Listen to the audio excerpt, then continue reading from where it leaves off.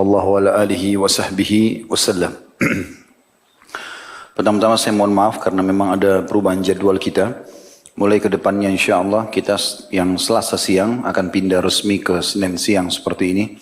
Karena satu dan dua hal pertimbangan. Bentroknya antara jadwal pengajian saya dengan tempat lain, khawatir sering terlambat.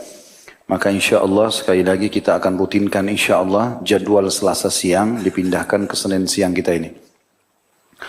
Melanjutkan bedah buku kita 40 karakteristik mereka yang dicintai oleh Allah Subhanahu wa taala. Tertinggal sedikit dari muqaddimah yang belum dibaca. Tapi insyaallah ini bisa antum kembali untuk membacanya karena apa yang dirincikan sebenarnya dari orang-orang yang dicintai oleh Allah Subhanahu wa taala ini akan dirincikan lebih panjang lebar di setiap bab atau pasalnya ke depan. Maka saya akan masuk langsung insyaallah di halaman 15. Golongan pertama yang dicintai oleh Allah Subhanahu wa taala adalah orang-orang yang bertaubat. Teman-teman sekalian, taubat itu sesuatu yang sangat indah. Jauh dari apa yang dibayangkan oleh seseorang dan punya kelezatan. Jauh daripada lezatnya semua makanan dan nikmat-nikmat dunia ini. Tapi tentu itu akan dirasakan bagi orang yang betul-betul tulus dalam bertaubat kepada Allah Subhanahu wa taala. Terbukti pada saat orang tulus bertaubat, ada kelapangan dada dia rasakan. Netesnya air mata, ketenangan hati, terdorongnya setelah itu untuk rajin berbuat amal saleh. Ini berarti menandakan dia punya kenikmatan. Kalau tidak mungkin hati merasa tentram. Saya yakin kita tidak luput pernah berbuat dosa, kemudian kita menyesal kepada Allah Subhanahu wa taala. Pada saat itu, begitu kita istighfar, bertobat kepada Allah, ingin mengubah keadaan kita menjadi lebih baik, hati jadi plong. Dari kejadian lapang, air mata kita menetes, ucapan tutur kata kita cuma beristighfar dan bertobat kepada Allah Subhanahu wa taala, memuji dan menyanjungnya, takut dari neraka, berharap surga. Begitu juga dengan kita jadi lebih rajin beribadah setelahnya, lebih semangat dan merasa benci dengan perbuatan-perbuatan kesalahan tersebut. Itu hanya akan berubah kalau seseorang memang berusaha untuk mengubahnya. Misalnya dia kembali lagi membuka pintu-pintu kemaksiatan, syaitan berhasil lagi mengelabui dan menguasai dia, barulah perasaan itu hilang. Tapi selama dia tidak melakukan itu, artinya tetap dia istiqomah dengan taubatnya. Setelah bertaubat ini dia tidak mau mengenang lagi masa lalunya, yang dia tahu adalah sekarang ke depan dengan amal soleh. Maka kita temukan orang itu paling lapang dadanya, bercahaya wajahnya. Saya bertemu dengan banyak ikhwah di pengajian, saya tahu masa lalu mereka seperti apa, sangat kelam. Baik mereka ceritakan atau memang tersebar di medsos. Tapi Masya Allah, tabarakallah, setelah ketemu, saya sering tanya, bagaimana akhi perasaannya? Dada lapang Ustaz. Walaupun pendapatan lebih sedikit, tapi hati tenang karena halal. Ada yang sampai cerai dengan istrinya, ada yang sampai berhenti dari perusahaan pekerjaannya, ada yang hijrah dari kotanya. Tapi semua itu menjadi kecil bagi mereka. Ini semua efek daripada taubat itu. Akan mendatangkan kelapangan dada yang luar biasa, ketenangan hati. Jadi taubat itu sangat indah. Coba lakukan dengan tulus, hanya antara anda dengan Allah Subhanahu wa taala. Wudu, sholat 2 rakaat di masjid seperti ini, rumahnya Allah dingin, sejuk, tenang. Sujud niat taubat kepada Allah Subhanahu wa taala, lalu sholat 2 rakaat, beristighfar setelahnya, sebagaimana sabda Nabi SAW, tidak ada seorang hamba yang melakukan satu dosa, kemudian dia berwudu, bersuci dengan sempurna, lalu dia sholat 2 rakaat dengan sempurna, dia berikan hak ruku, sujud, i'tidal sampai salamnya, kemudian dia beristighfar kepada Allah, kecuali Allah akan bersihkan dosa-dosanya. Setelah itu, tugas kita cuma tinggal istiqomah. Kalau ada teman-teman yang bertanya, Ustaz, setelah kami coba taubat, luruskan niat-niat kami, apa yang harus kami lakukan? Jawaban saya sesuai dengan firman Allah Subhanahu wa taala, "A'udzu billahi minasyaitonir rajim wa'bud rabbaka hatta ya'tiyakal yakin." Sembah Tuhanmu sampai datang kepadamu kebenaran atau kematian. Saya subhanallah komitmen, setelah saya komitmen saya harus ngajar nih, luangin waktu untuk ibadah. Karena kalau tidak dilowongkan maka kapan kita akan terjun dan jerumuskan diri kita dalam agama ini. Terus saya paksakan diri dalam masalah ibadah. Saat itu pernah saya duduk subhanallah di satu, saya lupa waktu itu di sebuah tempat, ada tulisan di dinding firman Allah Subhanahu wa taala, mata saya terlihat ke ayat itu. Saya kayak terenguh, tersenjuh tadi ayat yang saya baca itu. Wa'bud rabbaka hatta ya'tiyakal yakin. Sembahlah Tuhanmu sampai datang kepadamu kematian. Saya menarik itu ke diri saya sendiri. Seakan-akan ada pesan ilahi, kalau sekarang tinggal kamu luruskan saja ini, istiqomah dalam kebaikan ini, ngajarkan agama, kau juga praktikin, sampai kau mati selesai. Itu yang diharapkan. Maka ini yang kita lakukan setelah kita mendapatkan manfaat tersebut. Mahal teman-teman sekalian taubat itu. Kata sebagian ulama, kalau seandainya seseorang hamba dimudahkan oleh Allah untuk beristighfar dan taubat, berarti Allah inginkan kebaikan untuk dia. Karena Allah gembira dengan taubatnya. Kan begitu dijelaskan dalam sebuah hadis yang sering kita sebutkan, hadis Bukhari. Kata Nabi SAW, sesungguhnya Allah lebih gembira, asyaddu faraha.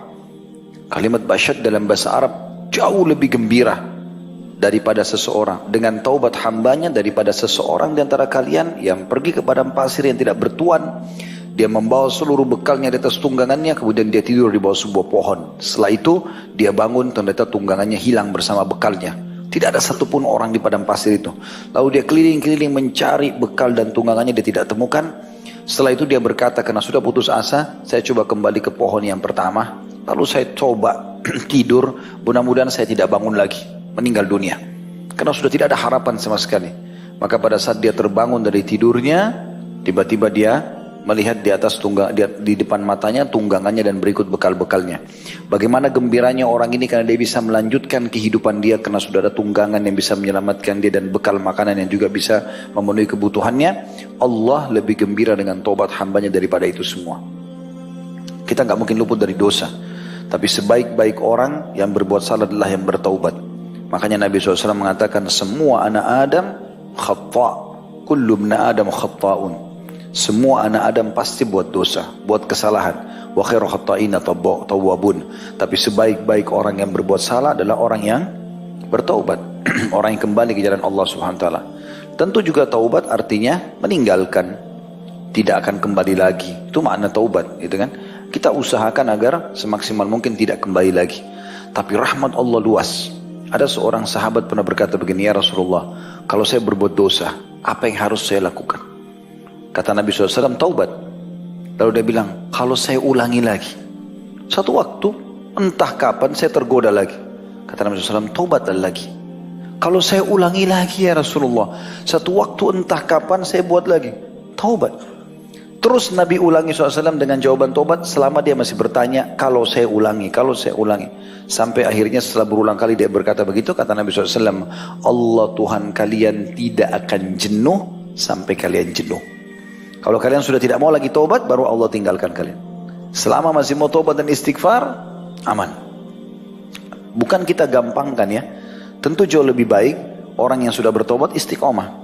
Pahalanya lebih besar dibandingkan dia terjerumus lagi dalam dosa, dia taubat lagi. Tentu, karena detik-detik di saat dia lagi berbuat dosa, orang yang tidak berbuat dosa akan dapat pahala. Misal si A sama si B, dua-duanya pernah berbuat dosa, dua-duanya taubat nasuha sekarang. Tidak mau lagi kembali dalam dosa. Si A tetap istiqomah, si B terjerumus. Misalnya sebulan kemudian, setahun kemudian, 5 tahun kemudian terjerumus lagi dalam maksiat. Misalnya berzina dan lain seterusnya. Maka detik-detik di mana dia berbuat dosa ini, tentu si A berbuat ibadah. Karena lagi tidak berbuat dosa. Gitu kan? Di sini kalahnya si B sama si A. Walaupun nanti si B sebulan kemudian taubat dibersihkan dosanya. Bersih dosa. Tapi kosong dari pahala. Gitu kan? Karena misalnya 3 jam yang dia pakai berzina, gak bisa diisi dengan ibadah. Kecuali dengan hikmah Allah SWT, Allah dengan kemahamurahnya mengganti dosa-dosanya menjadi pahala. Memang ada jenis golongan orang seperti itu. Tapi tentu tidak semuanya. Oleh karena itu teman-teman sekalian, kalau ada godaan syaitan, toh gampang pintu taubat terbuka. Iya, tetapi kita perlu renungi 2 hal. Apakah kita bisa mencapai waktu kita bertobat itu? Misal orang buka pintu perzinahan malam ini, kemudian dia tanpa dia sadar, dia pikir gampang dia bisa tobat, ternyata malam itu juga dia meninggal. Dia tidak sempat sampai di tobat itu. Yang kedua, kalaupun dia bisa diterima tobatnya, maka minimal detik-detik yang dia pakai maksiat tidak terisi amal soleh, dan itu tidak bisa diperbaiki sampai hari kiamat. Beruntunglah orang yang engah dengan masalah ini. Semoga Allah SWT memudahkan kita tentunya untuk istiqomah dan juga menjaga, ya, supaya kita tetap berada di agama Allah Subhanahu wa taala. Ingat teman-teman, jangan terpengaruh dengan mudahnya umur antum. Jangan terpengaruh dengan mulusnya kulit, ya. Kemudian belum terjangkaunya, belum tercapainya titel-titel dunia, baik itu titel akademik kah, baik itu prestasi harta kah, atau belum menikah. Semua ini mati tidak mengenal itu. Dia kalau datang dia akan menyambut semuanya orang yang saat ajalnya sudah datang. Waktu kita di dunia terbatas. Nikmati pada hal-hal yang dihalalkan saja, jauh yang haram, sampai kita meninggal insya Allah kita akan mendapatkan apa yang sudah Allah janjikan. Di dunia orang-orang beriman itu bahagia. Karena mereka makan, mereka minum, mereka menikah, mereka bekerja. Silakan, Islam gak larang. Yang penting 5 huruf halal. Jangan 5 huruf yang lain haram. Meninggal, surga yang luasnya seluas langit dan bumi sudah menunggu. Para bidadari-bidadara menunggu. Lalu kenapa kita gak menjadi orang baik? Gitu kan? Sementara kita bisa mengisi dengan kenikmatan dunia. Kecuali orang beriman tidak boleh makan, tidak boleh minum, kelaparan, susah. Mungkin, ini enggak. Terbukti para nabi-nabi, orang-orang soleh semuanya diberikan rezeki oleh Allah SWT. Jangan pernah jadikan perbandingan antara orang kafir yang kita lagi di mata kita, dia lagi melimpah nikmat padanya, dengan orang muslim yang beribadah lalu miskin. Jangan dipertemukan ini. Secara fasilitas ya. Karena ini nggak pernah kenal masalah halal haram bagi mereka. Dan bisa saja nikmat yang melimpah itu terjadi karena 2 hal. Yang pertama, Imam Qurtubi menitik beratkan kalau ada orang kafir melimpah nikmat padanya, sementara dia tidak meraih hidayah dan tidak berusaha beriman kepada Allah, berarti Allah ingin menghabiskan semua pahala dia di dunia. Sebagaimana dalam hadis disebutkan masalah itu, Imam Qurtubi menyebutkan dalam kitab Tadhkirah beliau. Jadi Allah subhanahu wa ta'ala, kata Nabi SAW, menghabiskan kebaikan orang-orang kafir di dunia. Jadi misalnya dia bakti sama orang tuanya, dia bersedekah, dia senyum sama orang. Itu kan dalam agama Allah semuanya baik. Orang kafir itu kan tidak dibobotkan sebagai pahala dia. Tapi tetap itu nilainya ibadah, nilainya pahala, nilainya kebaikan. Nilainya kebaikan. Allah habiskan semua supaya di akhirat dia nggak ada lagi tidak ada lagi kebaikannya. Sebaliknya, juga kata Nabi SAW, dan Allah mudahkan kematian si kafir untuk menghabiskan semua kebaikannya. Dan sebaliknya orang-orang mukmin, Allah buat pada saat dia meninggal dunia itu di keningnya ya ada keringat karena Allah ingin menghabiskan dosa-dosanya sehingga dia bertemu dengan Allah tidak tertinggal dosa sedikit pun. Nah, kalau ada orang muslim kemudian dia miskin misalnya, Allah lebih tahu keadaannya. Mungkin memang orang ini kalau dikayakan justru jauh dari agama. Mungkin dengan keadaan itu dia bisa istiqomah. Banyak orang miskin teman-teman sekalian, dengan gubuk dia tinggal, dengan pakaian cuma berapa lembar, ternyata rajin ke masjid. Ibadah. Belum tentu kalau orang ini dikasih rumah di Menteng oleh Allah, mobilnya Alphard, dia mau ibadah. Belum tentu. Terbukti banyak orang tadinya istiqomah, betul dikasih fasilitas, kurang ibadahnya. Allah lebih tahu. Makanya dalam sebuah hadis sejalan dengan ini, sabda Nabi SAW, Allah berfirman kepada para malaikat pembagi rezeki, lapangkan rezekinya hambaku si fulan, karena kalau lapangkan dia akan makin dekat kepadaku. Dan sempitkan rezekinya si fulan, karena kalau kau luaskan rezeki dia akan jauh dari aku.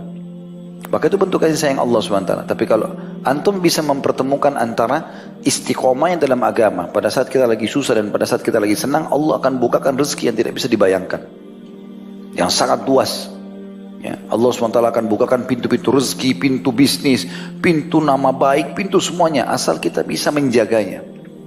Tapi kapan kita tidak bisa menjaga justru membuat kita lalai, ya semoga Allah SWT bisa pertahankan. Tapi kalau umumnya Allah SWT angkat nikmat itu. Seperti itu kurang lebih gambarannya. Di sini penulis, kita masuk ke buku kita, mengangkat surah Al-Baqarah ayat 222, berhubungan tentang Allah mencintai orang-orang yang bertaubat. Tapi setelah saya telusuri, ternyata beliau lebih fokus membahas makna tafsir daripada Al-Baqarah 222 ini. Tentang masalah wanita haid, hukum-hukum yang berhubungan dengan wanita haid, itu juga tentang berhubungan biologis wanita haid dengan suaminya. Baru kemudian setelah itu beliau hubungkan di penutupan ayat dengan masalah taubat.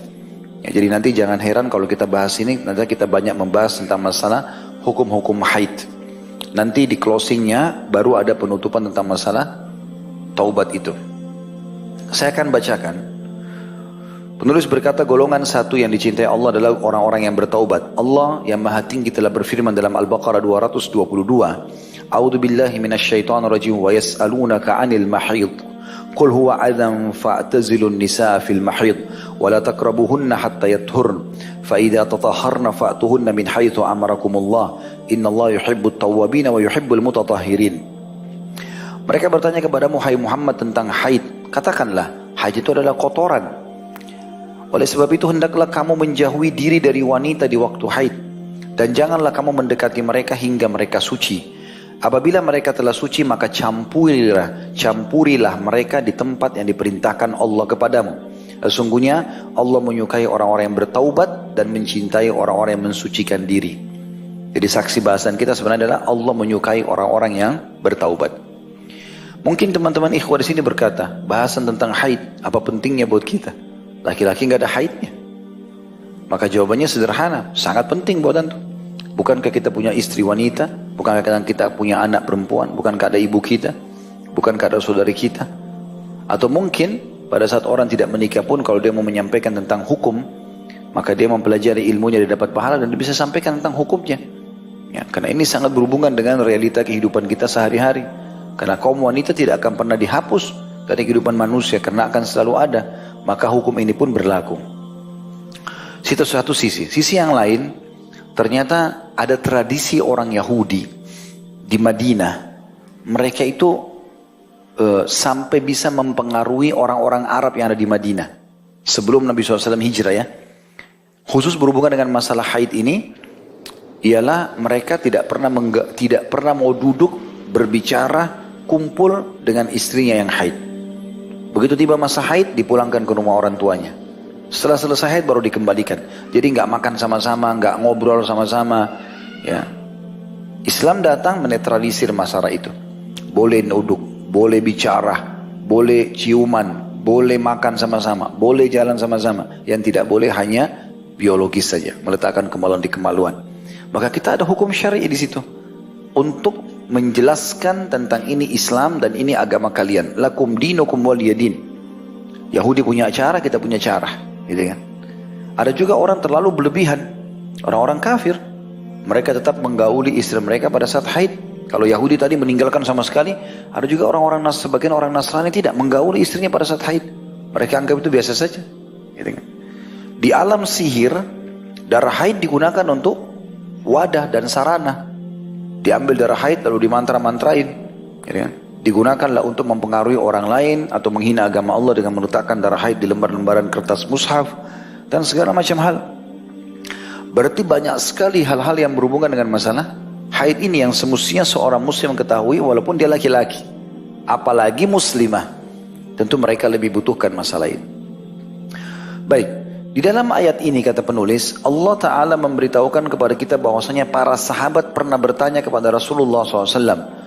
Lalu Allah yang maha tinggi memberi fatwa kepada mereka dengan memerintahkan kepada Rasulnya agar memberitahukan kepada mereka. Hal ini menunjukkan betapa Allah yang maha lembut dan maha mengetahui memperhatikan kepada kelompok yang beriman ini, dan bahwa mereka itu di sisi Allah mempunyai kedudukan. Dari Anas radhiyallahu anhu ia berkata, Rasulullah SAW bersabda. Jadi hadis ini cukup panjang sebenarnya. Jadi ada sahabat yang mengatakan, ya Rasulullah, apa yang seseorang di antara kami bisa lakukan pada saat istrinya sedang haid? Karena tiap hari, tiap bulan mereka akan hadapi itu. Sekarang belum tahu hukum. Ini wanita haid sama dengan orang Yahudi nggak? Pulangin ke rumah orang tuanya, nggak boleh ngobrol, nggak boleh makan, nggak boleh segala macam. Atau ada batasan syar'inya? Maka Nabi SAW ajarkan ini. Hadisnya adalah riwayat Muslim, jilid 1 halaman 246. Tepatnya nomor hadisnya 302, Abu Daud jilid 1 halaman 439 dan nomor hadisnya 255, Tirmidzi jilid 4 halaman 286, nomornya 4060 dan juga An-Nasa'i jilid 1 halaman 152, Ibnu Majah juga di jilid 1 halaman 211 dan nomor hadisnya 644. Kata Nabi SAW, isna'u kulla syai'in illa nikah. Perbuatlah segala sesuatu kecuali nikah atau hubungan suami istri. Baik, kita hubungkan antara jawaban Nabi SAW dengan ayat tadi. Dikatakan mereka bertanya kepadamu tentang haid. Kepada siapa? Nabi Muhammad SAW. Sahabat nanya. Ditanya, Kul huwa adzan. Katakan hai Muhammad, itu adalah kotoran. Dan sudah ada penelitian tentunya, darah haid itu sangat kotor ya, dan tidak boleh disentuh. Mohon maaf kalau ada di antara ikhwan yang menyentuhkan kemaluannya di darah haid itu, kemungkinan akan terkena berbagai macam penyakit kelamin. Kecuali yang Allah SWT selamatkan tentunya. Ya, semoga Allah selamatkan dan maafkan orang yang pernah melakukannya. Tetapi ini kedepannya semestinya sudah tidak boleh, gitu kan? Sudah tahu hukumnya. Oleh karena itu kata Allah, apa perintah Allah kalau wanita sedang haid? Hendaklah kamu menjauhkan diri dari wanita di waktu haid itu, dan janganlah mendekati mereka hingga mereka bersuci. Apabila mereka sudah suci, maksudnya sudah tidak lagi darah haid dan sudah mandi, maka campurilah mereka di tempat yang diperintahkan Allah kepadamu. Khusus potongan ini tafsirnya dalam hadis tadi. Nabi SAW mengatakan lakukan apa saja. Kan Allah bilang jangan dekati mereka. Kalau kita fahami zahirnya ayat apa? Gak boleh berdekat-dekat, gak boleh interaksi, gak boleh ngomong, gak boleh kumpul. Kan? Tapi di sini Nabi SAW merincikan tafsir yang dimaksud dengan Allah bilang jangan kamu katakan darah itu kotoran, oleh sebab itu hendaklah kamu menjauhkan diri dari wanita di waktu haid, dan jangan kamu mendekati mereka hingga mereka suci. Apabila mereka suci maka campurilah mereka, gauli mereka di tempat yang telah diperintahkan Allah. Nabi SAW mengatakan buat apa saja dalam kenikmatan itu, ciuman, pelukan, segala macam, kecuali meletakkan kemaluan di kemaluan. Itu tafsir daripada Al-Baqarah ini. Lalu Allah tutup ayatnya mengatakan sungguhnya Allah menyukai orang-orang yang bertobat. Artinya kalau pernah lakukan, sekarang taubat. Jangan ulangi lagi. Jangan gauli lagi istrimu pada saat haid, gitu kan? Dan mencintai orang-orang yang mensucikan diri. Artinya yang haid dia sucikan dirinya baru kemudian boleh digauli. Yang laki-laki juga dia sucikan dirinya ya, kalau dia selesai menggauli istrinya, maksudnya mandi junubnya. Kata penulis, di dalam ayat ini terdapat beberapa faedah dan adab-adab yang mana kaum muslimin diwajibkan untuk beradab seperti di bawah ini. Di antaranya diwajibkan untuk mengungkapkan sesuatu yang tabu dengan menggunakan lafaz-lafaz yang baik tanpa menodai etika malu. Karena Allah yang Maha Tinggi telah melarang berhubungan intim pada waktu haid dengan memerintahkan agar menjauh. Allah berfirman tadi, potongan ayatnya, A'udzubillahi minasyaitonirrajim, fa'tazilun nisa fil mahid wa la taqrabuhun hatta yathurn. Oleh sebab itu hendaklah kamu menjauhi diri dari wanita di waktu haid, dan janganlah kamu mendekati mereka sebelum mereka suci. Dan mengizinkan untuk berhubungan intim apabila dia sudah suci, sudah bersih darahnya, sudah mandi bersih, sebagaimana firman-Nya, masih lanjutan ayat, fa idza tatahharna fa'tuhunna min haitsu amarakumullah. Apabila mereka telah suci maka campurilah mereka di tempat yang diperintahkan Allah kepadamu. Dan menggambarkan tentang tempat yang boleh dijima dengan firman-Nya dalam Al-Baqarah 223, satu ayat setelahnya. Nisa'ukum harthun lakum fa'tu harthakum anna syi'tum. Istri-istrimu adalah seperti tanah tempat kamu bercocok tanam, maka datangilah tempat bercocok tanam itu bagaimana saja kamu kehendaki. Ya, artinya di kemaluannya. Jadi pelajaran di sini diantaranya beliau mengatakan pentingnya seorang muslim bertanya sesuatu yang tabu dalam hukum agama kepada ahlinya, supaya jangan dia terjerumus dalam kesalahan tanpa dia sadari. Pertanyaan sahabat tentang haid ini tabu sebenarnya, apalagi ditanya di masjid. Ya, seakan-akan bebek nggak usah ditanya gitu kan. Tetapi Allah SWT mengajarkan, disuruh tanya, bertanya saja.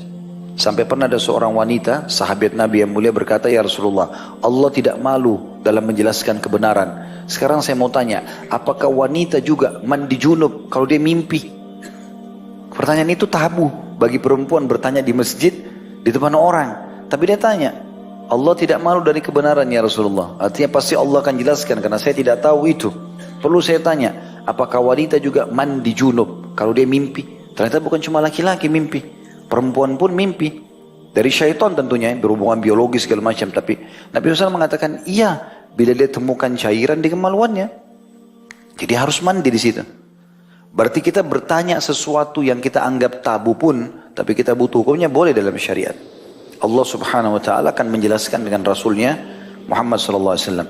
Kemudian juga dari ayat ini perlu kita garis bawahi teman-teman, bahwasanya Islam sangat peduli dengan masalah seksual, ya. Terbukti ayat turun dengan sangat jelas. Di antaranya dua ayat ini, terutama ayat 223. Karena orang-orang Yahudi di ayat 223 ini teman-teman sekalian, 223 Al-Baqarah, yang istri-istrimu adalah seperti tanah tempat bercocok tanam, maka datangilah tempat bercocok tanam itu bagaimanapun yang kamu kehendaki, ya, selama bukan yang diharamkan. Haram adalah meletakkan kemaluan di kemaluan dengan memasukkannya sementara darah haid, atau memasukkan kemaluan zakar laki-laki ke dalam dubur perempuan. Itu hukumnya haram. Orang-orang Yahudi berkata, sebab turunnya Al-Baqarah 223, siapapun yang menunggingkan istrinya, walaupun dia gauli kemaluannya, tapi dengan cara istrinya ditunggingkan, maka mata anaknya akan juling. Begitu mereka sebarkan isu di Madinah. Dan sebab turun ayat ini gara-gara itu.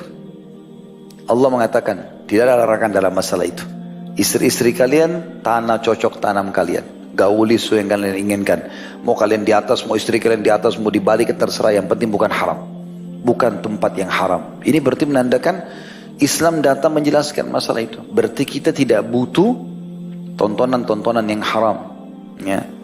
Kalau pernah kita jelaskan masalah itu, karena tontonan-tontonan ini pasti akan jauh dari agama. Terbukanya aurat misalnya. Tentu kita beristighfar kalau pernah melakukannya. Tapi usahakan ke depannya tidak ada lagi. Tujuan kita belajar seperti ini supaya kita faham, tersentuh secara keimanan, ke depannya kita tidak lakukan lagi. Gitu kan? Maka itu bisa menonton aurat orang lain. Dan otomatis di dalam film lebih cantik dan lebih gagah daripada pasangannya. Akan menjatuhkan semangat biologis dengan pasangannya, gitu kan? Atau dia akan membayangkan orang-orang itu. Juga hal yang lain adalah mereka tidak punya adab dan tata krama. Mereka mengajarkan menggauli dari dubur yang haram dalam agama. Dan itu bahaya sekali. Nanti kita dengarkan hadis setelah ini ya. Sebesar apa sih ancamannya meletakkan kemaluan di kemaluan istri pada saat dia lagi haid di dalam, dan juga meletakkan zakarnya di dalam dubur istrinya. Ini perlu kita bahasakan lafaz jelas karena begitu hadisnya. Perhatikan di sini dikatakan semua lafaz-lafaz tersebut suci, terjaga, bersih, tidak memberikan naluri seks, tidak pula menodai rasa malu. Artinya tetap perlu dibahasakan, tapi mungkin tidak perlu terlalu vulgar. Di antaranya diwajibkan menjauhkan diri dari istri-istri di waktu haid, karena mendatangi mereka pada waktu haid itu hukumnya haram. Rasulullah SAW sangat mengecam perbuatan ini seraya bersabda, "Man ata haidan aw imra'atan fi duburiha aw kahinan faqad kafara bima unzila ala Muhammad." Barang siapa yang menyetubui istrinya yang dalam keadaan haid, maksudnya di sini sekali lagi masukkan kemaluan di kemaluan, karena kalau ada pembalut di atas sarung atau kain tidak masalah. Nanti akan kita jelaskan hadisnya. Tapi tidak boleh memasukkan kemaluan di kemaluan. Barang siapa yang menyetubui, artinya meletakkan kemaluan di kemaluan istrinya dalam keadaan haid, atau menyetubuinya pada lubang duburnya, atau dalam datang kepada dukun, maka sungguh dia telah kafir dengan sesuatu yang telah diturunkan kepada Muhammad sallallahu alaihi wasallam. Hadis ini sahih riwayat Tirmidzi nomor 135, Ibnu Majah nomor 639, Abu Daud nomor 3886. Saya ringkaskan, saya tidak sebutkan lagi jilid dan halamannya. Kekufuran tersebut, kata beliau dalam makna hadis, akan menjadi kufur akbar besar yang berlawanan dengan Islam bagi siapa saja yang mengingkari haramnya menyetubui istri yang sedang haid dan meyakini kehalalannya. Maka orang tersebut telah kafir dan keluar dari Islam, karena dia telah menghalalkan sesuatu yang sudah jelas-jelas diharamkan dalam Islam. Kalau misalnya kita jelaskan, gak boleh lo gauli istri di kemaluan pada saat haid. Siapa yang bilang haram? Gak ada haram-haram. Dia bangkang terhadap hukum Allah yang sudah Allah haramkan. Lalu dia menghalalkannya, kufur. Dia harus syahadat lagi kalau dia mau taubat. Karena dia membangkang di sini ya. Barang siapa yang menyetubui wanita yang sedang haid, tapi orang tersebut meyakini akan keharaman menyetubuinya, maka orang tersebut disebut kafir, namun tidak keluar dari Islam. Maksudnya ungkapan untuk menjauhkan diri dari melakukan hal itu seperti ini, dan agar tumbuh rasa takut dari hal yang seperti ini. Demikianlah keadaan setiap orang yang menghalalkan hal-hal yang diharamkan. Tapi harus bisa dibedakan antara orang yang menghalalkan dengan hatinya, haram tapi tetap dia halalkan, dan orang yang menghalalkan dengan mengerjakannya tapi dia meyakini keharamannya. Beda kedudukannya. Kalau yang pertama, yang bangkang, tak ada haram-haram, pokoknya dia mau lakukan semuanya, dia tetap menghalalkan apa yang sudah Allah haramkan, kafir. Kalau dia lakukan tapi dia tahu itu perbuatan haram, ya, maka ini masuk dalam kategori dosa besar. Ya. Yang dimaksud dengan kalimat teman-teman di sini, dia orang tersebut disebut kafir, namun tidak keluar dari Islam. Ini sesuai dengan statement Ibnu Umar radhiyallahu anhu. Jadi ada beberapa dosa yang kalau dilakukan di dalam dalil-dalil terancam dengan istilah kafir tapi nggak keluar dari Islam. Diistilahkan oleh beliau dengan kufurun duna kufrin. Perbuatannya kafir tapi tidak membawa orang pada kekufuran. Tapi dosanya itu saking besarnya mendekati dosa kekufuran. Seperti itu. Barang siapa terkalahkan oleh nafsunya yang selalu menyuruhnya untuk berbuat jelek, maka diwajibkan untuk membayar kafarah. Kafarah artinya pembersihannya. Namun pembayaran kafarahnya ditinjau dari waktu. Apakah dia bersenggama pada awal-awal dari haid, pada waktu sedang banyaknya darah haid, maka dia wajib membayar 1 dinar uang emas. Sekarang kita tinggal ketik di Google 1 dinar nilainya berapa sudah tahu insya Allah. Dan apabila menyenggamainya pada hari-hari akhir-akhir hari haid, di saat akan habisnya darah haid, maka diwajibkan kepadanya untuk membayar 1/2 dinar. Ini maksudnya orang yang tidak tahu sudah selesai belum istrinya gitu. Ya kadang-kadang juga ada banyak istri yang dia karena ingin memenuhi kebutuhan suaminya atau dia juga ingin biologis, dia sering mengatakan sudah bersih kok, nggak apa-apa gini. Padahal sebenarnya dia masih ada darah. Setetes pun tetap dihitung darah haid, walaupun warnanya sudah berubah, gitu kan. Semasa itu dia keluar di jadwal rutinnya dia. Saya wanita pasti tahu masalah itu. Haid umumnya antara 3 sampai 7 hari normalnya ya. Kalau ada orang rutin begitu setiap bulan, ternyata bulan ke-6 atau bulan ke-7 dari masa 1 tahunnya itu keluar lebih dari 7 hari, berarti sudah istihadhah namanya. Bukan darah haid lagi, tapi istihadhah. Istihadhah itu seperti pembuluh darah yang pecah, ya, tapi mirip darah haid, karena sudah lewat dari siklus rutinnya dia, gitu kan. Itu pernah terjadi kepada seorang sahabat Nabi.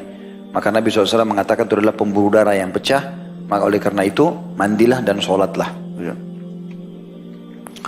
Dari Ibnu Abbas dalilnya, dari Ibnu Abbas radhiyallahu anhu dari Nabi SAW berkenaan dengan orang yang menyetubui istrinya yang sedang dalam keadaan haid, maka beliau bersabda, yatasaddaqu bidinarin aw nisfi dinar.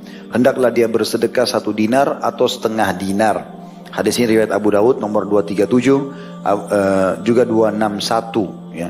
An-Nasai juga sebutkan dan juga Ibnu Majah menyebutkan. Ibnu Majah nomor 640. Ibnu Abbas radhiyallahu anhu berkata, "Idza asabaha fi awwalid dami fa dinarun wa idza asaba fi inqita'id dami fa nisfu dinar." Apabila menyenggamainya pada awal mengalirnya darah, maka ia harus membayar 1 dinar. Sedangkan apabila menyenggamainya waktu berhentinya darah, maka ia harus membayar 1/2 dinar. Maksudnya di akhir-akhirnya. Termasuk teman-teman tidak boleh menggauli sampai dia, Allah bilang, hatta yathurn, sampai mereka suci. Salah satu maknanya adalah berhenti darah dan mandi. Mandi wajib, bersih dari haid dan nifas itu wajib. Baru boleh menyentuhnya di situ. Ya. Makanya ini ikhwah-ikhwah bujang-bujang ini kalau mau nikah, ya, atau akhwatnya menentukan, dari akhwat mungkin ikhwahnya tidak tahu, dari akhwatnya menentukan masa akad nikah jauh dari masa tanggal haidnya. Karena dia nikah, akad nikah terus haid, kesian juga laki-lakinya. Ya. Atau bisa terjadi pelanggaran ini. Wah, kan masih pengantin baru, sudahlah, boleh buat, tidak apa-apa. Di antaranya bahwasanya seorang suami diperbolehkan untuk bersenang-senang dan melakukan segala sesuatu dengan istrinya yang sedang haid, kecuali bersetubuh.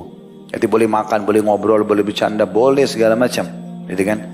Bahkan Nabi SAW itu menggauli ummahatil mu'minin di saat haid, tapi menyuruh mengencangkan kain di tempat keluarnya haid. Begitulah penyampaian Aisyah radhiyallahu anha ummul mukminin, Rasulullah SAW kalau ingin menggauli salah seorang di antara kami sementara dia haid, maka beliau suruh mengencangkan kain di tempat keluarnya darah, lalu beliau ya menggaulinya, menciumnya, mencumbunya segala macam. Sebagian ulama mengatakan onani hukumnya haram kalau laki-laki kerjakan. Tapi kalau istrinya lakukan, apalagi kalau lagi haid, maka tidak ada masalah. Karena masuk dalam bab istimta atau menikmati yang dihalalkan dalam agama. Di antaranya bahwa menjauhi istri yang sedang haid itu terus berlangsung sampai dia mandi. Hal ini berdasarkan firman Allah SWT Al-Baqarah 222 tadi, wala taqrabuhunna hatta yathurn, dan jangan kamu mendekati mereka sampai mereka atau sehingga mereka suci. Lalu Allah bilang fa idza tatahharna, apabila mereka telah suci, maksudnya sudah mandi, fa'atuhunna min haitsu amarakumullah, maka campurilah mereka di tempat, maksudnya kemaluan yang diperintahkan Allah kepadamu. Yang perlu diketahui bahwa hubungan suami istri itu sangat rahasia sekali. tidak boleh disebarkan dan tidak boleh dibicarakan kepada orang lain, siapapun itu. Ya. Kecuali antum konsultasi dalam kondisi memang pasangan kita sangat jauh dari yang diharapkan, gitu kan? Misal tidak mau berhubungan biologis, atau kalau berhubungan biologis sering mengeluarkan bau-bau yang tidak sedap, sudah coba berobat ternyata tidak, lalu bicara sama dokter, konsultasi, itu lain, gitu kan? Konsultasi. Tapi yang dimaksud adalah kalau sudah punya kelebihan dalam biologis, puas dengan pasangan, nggak boleh diceritain sama siapapun. Hadisnya dari Asma binti Yazid radhiyallahu anha, bahwasanya suatu ketika ia bersama Nabi SAW, sedangkan laki-laki dan perempuan sedang duduk, lalu beliau SAW bersabda, la'alla rajulan yaqulu ma fa'alahu bi ahlihi wa la'alla imra'atan tukhbiru ma fa'alathu ma'a zawjiha. Fa'aramma al-qaum faqalat ay wallahi ya Rasulullah innahunna la yaf'alna wa innahum la yaf'alun. فقال صلى الله عليه وسلم لا تفعلوا فإنما مثل ذلك كمثل الشيطان لقي شيطانا في الطريق فغشيها والناس ينظرون. Mungkin kata Nabi SAW, ada seorang laki-laki yang mengatakan sesuatu yang ia lakukan bersama istrinya, cumbuannya, biologisnya, dan seorang istri mungkin memberitahukan sesuatu yang telah ia kerjakan bersama suaminya. Kaum semuanya di masjid pada diam, senyap. Lalu Asma radhiyallahu anha, ini seorang sahabat Nabi yang mulia, yang mengatakan, iya ya Rasulullah, iya benar, iya demi Allah wahai Rasulullah, sungguh mereka yang perempuan berbuat demikian dan mereka juga yang laki-laki juga seperti itu. Lalu Nabi SAW bersabda, janganlah kalian berbuat seperti itu, karena demikian itu seperti syaitan laki-laki yang bertemu di jalan dengan syaitan perempuan, lalu bersetubuh dengannya sedangkan manusia melihatnya.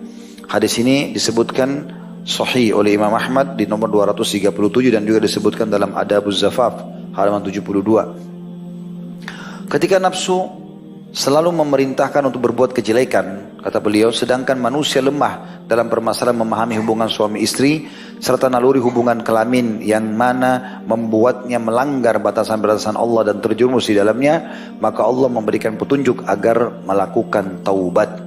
Sebagaimana Allah mengatakan, jadi misalnya dulu-dulu sudah nikah, belum tahu, sekarang ikut pengajian sudah tahu, dulu suka melakukan segala macam hal, karena tontonannya dan ajarannya adalah gurunya orang-orang non-muslim, orang kafir, sehingga dia mengikuti caranya. Allah mengatakan, innallaha yuhibbut tawwabin, sesungguhnya Allah mencintai orang-orang yang suka bertaubat.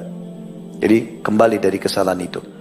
Orang yang selalu bertobat adalah orang yang senantiasa kembali kepada Allah, kembali kepada Allah setelah bermaksiat kepadanya. N-nya besar kata ganti Allah, kembali untuk melaksanakan perintahnya setelah ia menyelisihi perintahnya. Setiap dosa itu akan menjauhkan seseorang dari Allah dan akan memutuskan hubungannya dengan Rabb-nya. Disebutkan dalam hadis qudsi, Allah Subhanahu wa taala telah berfirman, inni khalaqtu ibadi hunafa'a kullahum wa innahum atathumus syayatina fajtalathum an dinihim. Sesungguhnya aku telah menciptakan hamba-hambaku semuanya dalam keadaan lurus, namun syaitan datang kepada mereka lalu membelokkan mereka dari agama mereka. Hadis ini riwayat Muslim nomor 2865. Sedangkan orang-orang yang selamat, kata beliau,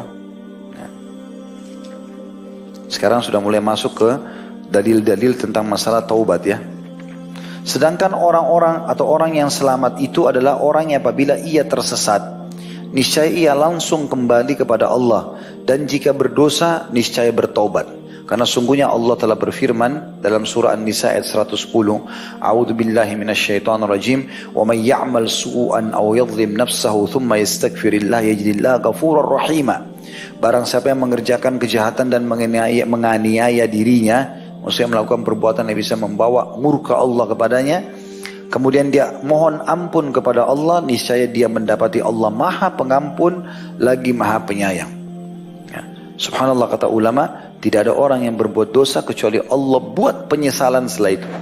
Siapapun yang merasakan teman-teman sumpek, sedih, suntuk, tidur susah, gelisah, suka mimpi buruk, rasanya dunia ini walaupun luas sempit, rumah luas sempit, adanya dosa, taubat. Itu saja kuncinya.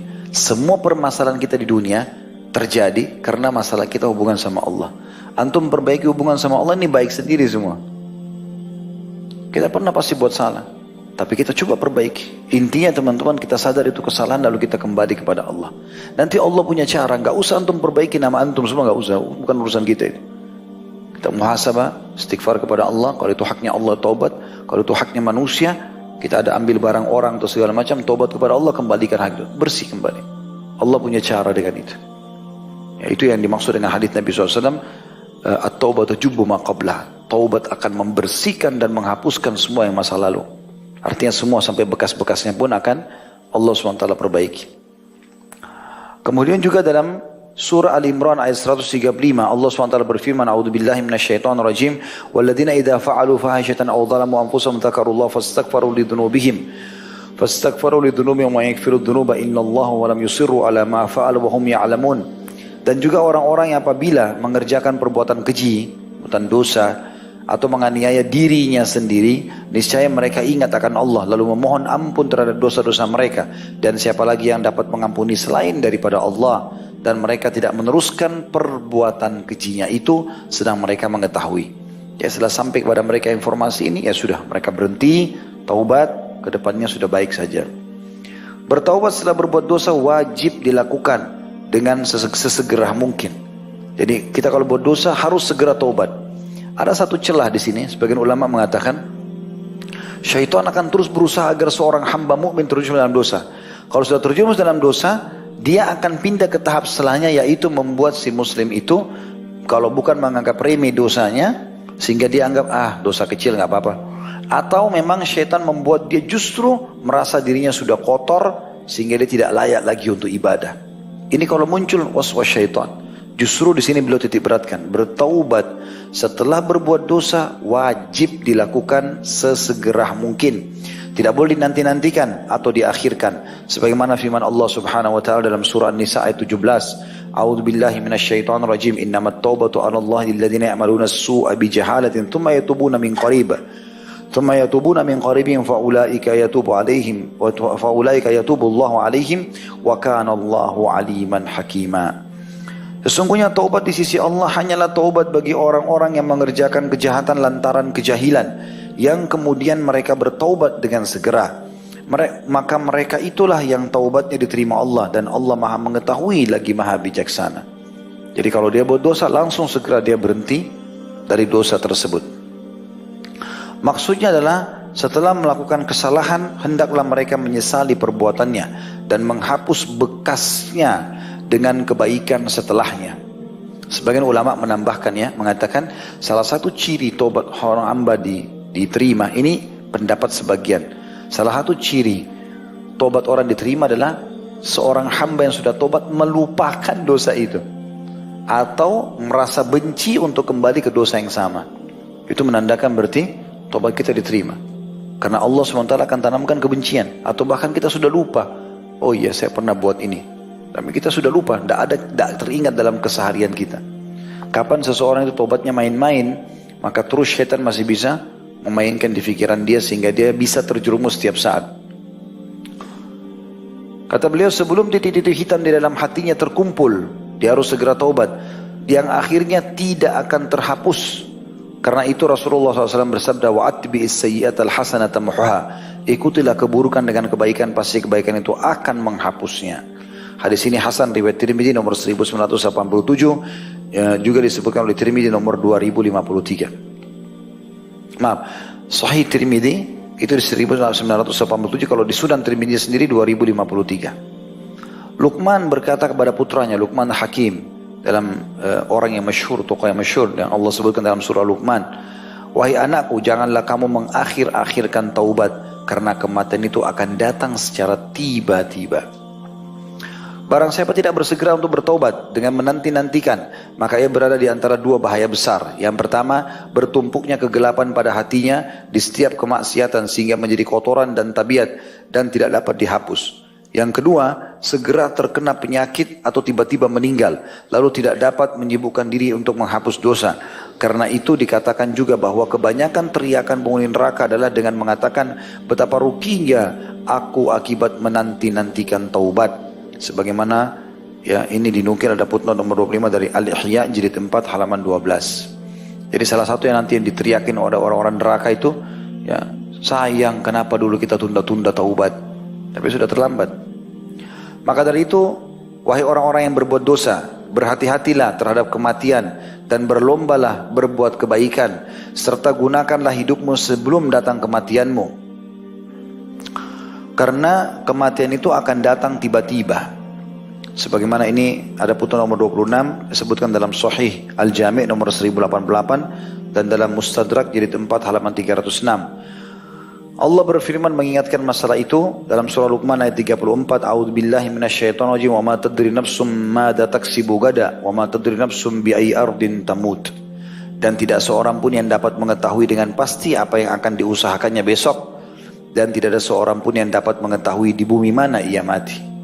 Ulama mengatakan hari itu dibagi tiga. Hari masa lalu, kalau itu sudah berlalu, kalau baik kau syukuri, kalau buruk kau bertobat.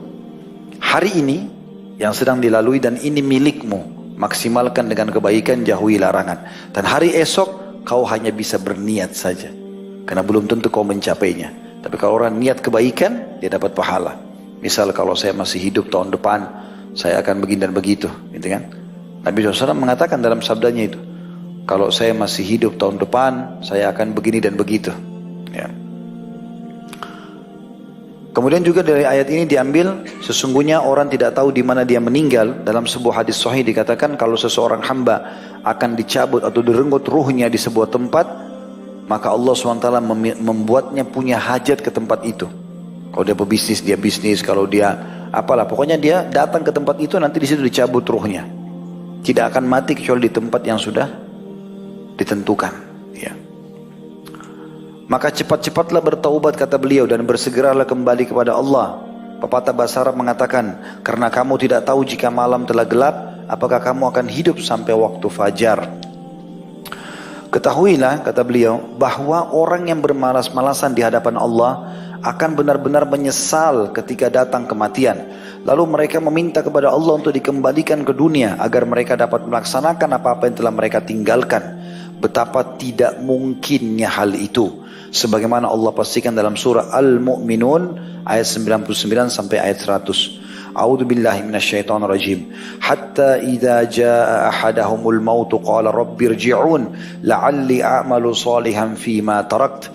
Kalla innaha kalimatun huwa qailuha wa min waraihim barzakhun ila yaumi yub'atsun.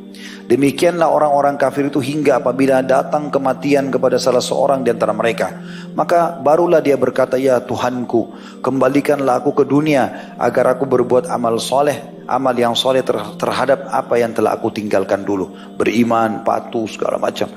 Sekali-kali tidak mungkin kata Allah, sesungguhnya itu adalah perkataan yang diucapkan saja, dan di hadapan mereka ada dinding sampai hari mereka dibangkitkan. Barzakh, maksudnya alam kubur, sampai dibangkitkan.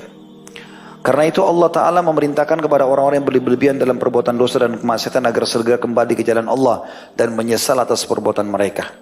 Ini ayat yang paling saya sukai teman-teman sekalian, ayat yang luar biasa. Renungi baik-baik, surah Az-Zumar ayat 53 sampai 59. A'udzu billahi minasyaitonir rajim. Qul ya ibadiyalladzina asrafu ala anfusihim la taqnatu min rahmatillah. Innallaha yaghfiru dzunuba jami'a. Innahu huwal ghafurur rahim. Wa anibu ila rabbikum wa aslimu lahu min qabli an ya'tiyakumul adabu thumma la tunsarun. Wattabi'u ahsana ma unzila ilaykum min rabbikum min qabli an ya'tiyakumul adabu baghtatan wa antum la tash'urun. An taqula nafsun ya hasrata ala ma faradtu fi jambillah wa in kuntu laminas sakhirin. أو تقول لو أن الله هداني لكنت من المتقين أو تقول حين ترى العذاب لو أن لي كرة فأكون من المحسنين بلى قد جاءتك آياتي فكذبت بها واستكبرت وكنت من الكافرين. Katakan hai Muhammad, hai hamba-hambaku yang telah melampaui batas, udah terlalu banyak dosa yang gak masuk akal. Mungkin ada dosa yang dilakukan yang orang-orang tidak lakukan umumnya. Katakan hai Muhammad, hai hamba-hambaku, Allah berfirman, hamba-hambaku yang telah melampaui batas terhadap diri mereka sendiri, janganlah kamu berputus asa dari rahmat Allah, karena sungguhnya Allah mengampuni dosa-dosa semuanya. Sesungguhnya dialah yang maha pengampun lagi maha penyayang. Asal kau mau tobat, Allah maafkan. Kafir pun Fir'aun pun mengaku Tuhan, kalau dia mau taubat dia terima. Tapi dia tidak mau. Lalu Allah bilang, dan kembalilah kamu semua kepada Rabbmu. Kembali maksudnya, hayo menuju ke jalannya. Gak ada waktu lagi nih, ibadah. Tinggalkan larangannya, kerjakan perintahnya. Dan berserah dirilah kepadanya. Kalau ada urusan-urusan yang kamu rasa mengganjal, tawakal ala Allah. Cari ikhtiar, kemudian serahkan kepada Allah. Sebelum azab datang kepadamu, ya, bisa bermakna azab kematian atau memang siksa kubur atau siksa akhirat. Kemudian kamu tidak dapat ditolong lagi. Dan ikutilah sebaik-baik sesuatu yang telah diturunkan kepadamu dari Rabbmu. Maksudnya Al-Quran dan Sunnah. Sebelum datang azab kepadamu dengan tiba-tiba, sedang kamu tidak menyadarinya. Supaya jangan ada orang yang mengatakan amat besar penyesalanku atas kelalaianku dalam menunaikan kewajiban terhadap Allah. Sedang aku sungguh termasuk orang yang memperolok-olok agama Allah. Dia tidak ada gunanya. Karena dia sudah mati baru bilang ini, coba nyesal kalau saya dulu begini dan begitu ya. Atau supaya jangan ada yang mengatakan nanti pada saat dia mati, kalau sekiranya Allah memberi petunjuk kepadaku, tentulah aku termasuk orang-orang yang bertakwa. Atau supaya jangan ada yang berkata ketika dia melihat azab, siksaan sudah depan mata, malaikat bawa alat-alat siksanya, kalau sekiranya aku dapat kembali ke dunia, niscaya aku termasuk orang-orang yang berbuat baik. Bukan demikian kata Allah. Sebenarnya telah datang keterangan-keteranganku kepadamu, lalu kamu mendustakannya. Sudah diperingatkan, sudah ada tanda-tanda kebesaranku, dan kamu menyombongkan diri, dan kamu termasuk orang-orang kafir. Artinya di awal ayat-ayat ini teman-teman, ayat 53 itu Allah SWT suruh kita segera bertobat sebesar apapun dosa. Lalu ayat 54-nya Allah suruh kita kembali ke agamanya, istiqamah, ya, 53, 54-nya. Kemudian 55, 56, 57, 58 sampai 59, ini semuanya Allah berikan gambaran bagaimana penyesalan-penyesalan orang yang nanti pada saat meninggal tidak sempat taubat. Sesungguhnya Allah memberikan rasa gembira kepada hamba-hambanya dengan membukakan pintu taubatnya, serta melarang mereka agar tidak putus asa dari mendapatkan rahmat dan ampunannya. Allah berfirman dalam At-Tahrim ayat 8, A'udzu billahi minasyaitonir rajim. Ya ayyuhalladzina amanu tubu ilallahi taubatan nasuha. Taubatan nasuhan asa rabbukum an yukaffira ankum sayiatikum wa yudkhilakum jannatin tajri min tahtiha al-anhar. Al-ayah. Hai orang-orang beriman, bertobatlah kepada Allah dengan taubat yang semurni-murninya. Betul-betul kembali kepada Allah tanpa ingin kembali ke dosa. Mudah-mudahan Rabb kamu akan menghapus kesalahan-kesalahanmu dan memasukkan kamu ke dalam surga yang mengalir di bawahnya sungai-sungai. Juga Allah perintahkan dalam surah An-Nur ayat 31, A'udzu billahi minasyaitonir rajim wa tubu ilallahi jami'an ayyuhal mu'minun la'allakum tuflihun. Dan bertobatlah kamu sekalian kepada Allah hai orang-orang beriman supaya kamu beruntung. Artinya beruntung di dunia karena Allah bukakan pintu-pintu rezekinya, beruntung di akhirat karena selamat dari api neraka dan masuk ke dalam surga. Juga Allah menyebutkan dalam surah Al-Furqan ayat 68 sampai 70. A'udzu billahi minasyaitonir rajim. والذين لا يدعون مع الله إلها آخر ولا يقتلون النفس التي حرم الله إلا بالحق ولا يزنون ومن يفعل ذلك يلقى أثاما يضاعف له العذاب يوم القيامة ويخلد فيه مهانا إلا من تاب وآمن وعمل عملا صالحا فأولئك يبدل الله سيئاتهم حسنات وكان الله غفورا رحيما. Dan orang-orang yang tidak menyembah Tuhan yang lain beserta Allah, tidak berbuat syirik dan tidak membunuh jiwa yang diharamkan Allah untuk membunuhnya kecuali dengan alasan yang benar, kayak di medan perang atau orang yang menyerang tiba-tiba dari perampok lalu kita membela diri, atau ya pemerintah yang menangkap orang melakukan kriminal yang memang kena hukum mati misalnya. Dan juga tidak berzina. Sebaliknya barang siapa yang melakukan semua itu, menyekutukan Allah, membunuh jiwa tanpa alasan benar atau berzina, niscaya dia mendapatkan pembalasan dosanya, yakni akan dilipat gandakan azab untuknya pada hari kiamat, dan dia akan kekal dalam azab itu dalam keadaan terhina, kecuali orang-orang yang bertobat, beriman dan mengerjakan amal saleh sebelum dia meninggal, maka merekalah yang kejahatan mereka diganti Allah dengan kebajikan, dan Allah Maha Pengampun lagi Maha Penyayang. Nah ini penting sekali teman-teman. Saya termasuk selalu mengamalkan itu. Saya minta sama Allah bukan cuma dimaafkan teman, tapi bilang, ya Allah gantilah dosa-dosaku menjadi pahala. Karena di firman Allah ini Allah sebutkan itu. Asal kita beriman, beramal saleh, ya maka otomatis Allah bisa ganti dosa-dosa itu menjadi pahala asal kita istiqomah dalam kebaikan. Allah juga memastikan dalam Furqan ayat 71 lanjutannya, a'udzu billahi minasyaitonir rajim, wa man taba wa amila shalihan fa innahu yatubu ila Allahi mataba. Dan orang yang bertaubat dan mengerjakan amal saleh, maka sungguhnya dia bertobat kepada Allah dengan taubat yang sebenar-benarnya. Kita insyaallah cukupkan sampai dalil-dalil ini. Nanti kita buka pertanyaan insyaallah, yaitu surah Toha, dan ada sebuah hadis nanti yang kita akan baca insyaallah yang berbunyi a'udzubillahi minasyaitonir rajim wa inni lagaffarun liman taba wa amana wa amila salihan thumma ihtada. Sesungguhnya aku maha pengampun, kata Allah. Maha pengampun berarti menghapus dan membersihkan semua kesalahan bagi orang yang bertaubat, beriman dan beramal saleh, kemudian tetap di jalan yang benar. Dan tetap di jalan yang benar. Saya subhanallah pernah menyampaikan di salah satu ceramah, kalau orang masuk ke kuburan, ya, kalau dia punya maksiat maka dia bisa dihukum, gitu kan, oleh Allah SWT. Beranjak daripada hadis 2 orang penghuni kuburan yang Nabi SAW lewati, lalu kata Nabi SAW dua-duanya disiksa, dan keduanya disiksa pada hal yang dianggap oleh keduanya tidak besar, tapi itu besar, yaitu adu domba dan tidak cebok pada saat kencing, kan gitu. Saya mengambil tadinya dari hadis ini, berarti orang akan kena siksa kubur karena tidak cebok pun disiksa di kubur, kan? Subhanallah, saya sempat tanya sama Syekh Ali Hilabi masalah ini. Syekh, apakah memang ini seperti ini keadaannya? Karena salah satu teman sahabat saya, Dr. Musyafa hafizahullah, mengingatkan saya coba antum cek ini gitu. Saya coba cek, terus saya cek ke Syekh Ali. Syekh Ali mengatakan dia sebenarnya masih di bawah masyiatillah. Apa itu masyiatillah? Artinya walaupun dia masuk ke kuburan, selama bukan kekafiran ya, kalau dia masih berbuat dosa, saking luasnya rahmat Allah, Allah masih bisa mengampuni atau Allah menyiksanya. Ya, Allah masih bisa mengampuni atau Allah menyiksanya, gitu kan. Artinya tidak spontanitas main dihukum, kecuali memang Allah SWT ingin hukum. Jadi harus kita hubungkan dengan masyiatillah. Maka ini menunjukkan rahmat Allah yang luas. Tapi tentu tetap kita berharap agar kita bertaubat sebelum meninggal dunia, karena itu bisa disiksa, bisa juga tidak, gitu kan. Kemudian hadis sebagai penutup, kita akan buka pertanyaan selain insyaallah, adalah dari Abu Musa radhiyallahu anhu, dari Nabi SAW, beliau bersabda, Inna Allah azza wa jalla yabsutu yadahu bil laili liyatuba musii'un nahar wa yabsutu yadahu bin nahar liyatuba musii'ul laili hatta tatlu asy-syamsu min maghribiha. Sesungguhnya Allah yang maha suci dan maha pura membentangkan tangannya di waktu malam supaya orang yang berbuat buruk di waktu siang bertaubat, dan dia membentangkan tangannya di waktu siang supaya orang yang berbuat keburukan di waktu malam bertaubat sampai matahari terbit dari barat.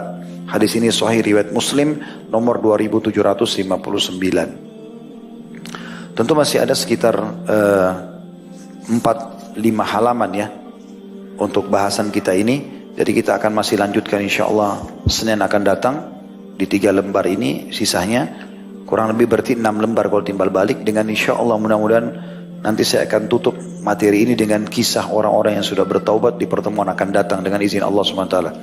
Jadi kita tidak buru-buru menyelesaikan, selain memang asar sudah sangat dekat, dan juga akan ada Ustadz mengisi setelah asar nanti. Jadi kita tidak mau mengganggu waktu beliau insyaallah. Begitu saja, subhanakallahumma bihamdika, asyhadu an la ilaha illa anta astaghfiruka wa atubu ilaik. Wassalamualaikum warahmatullahi wabarakatuh.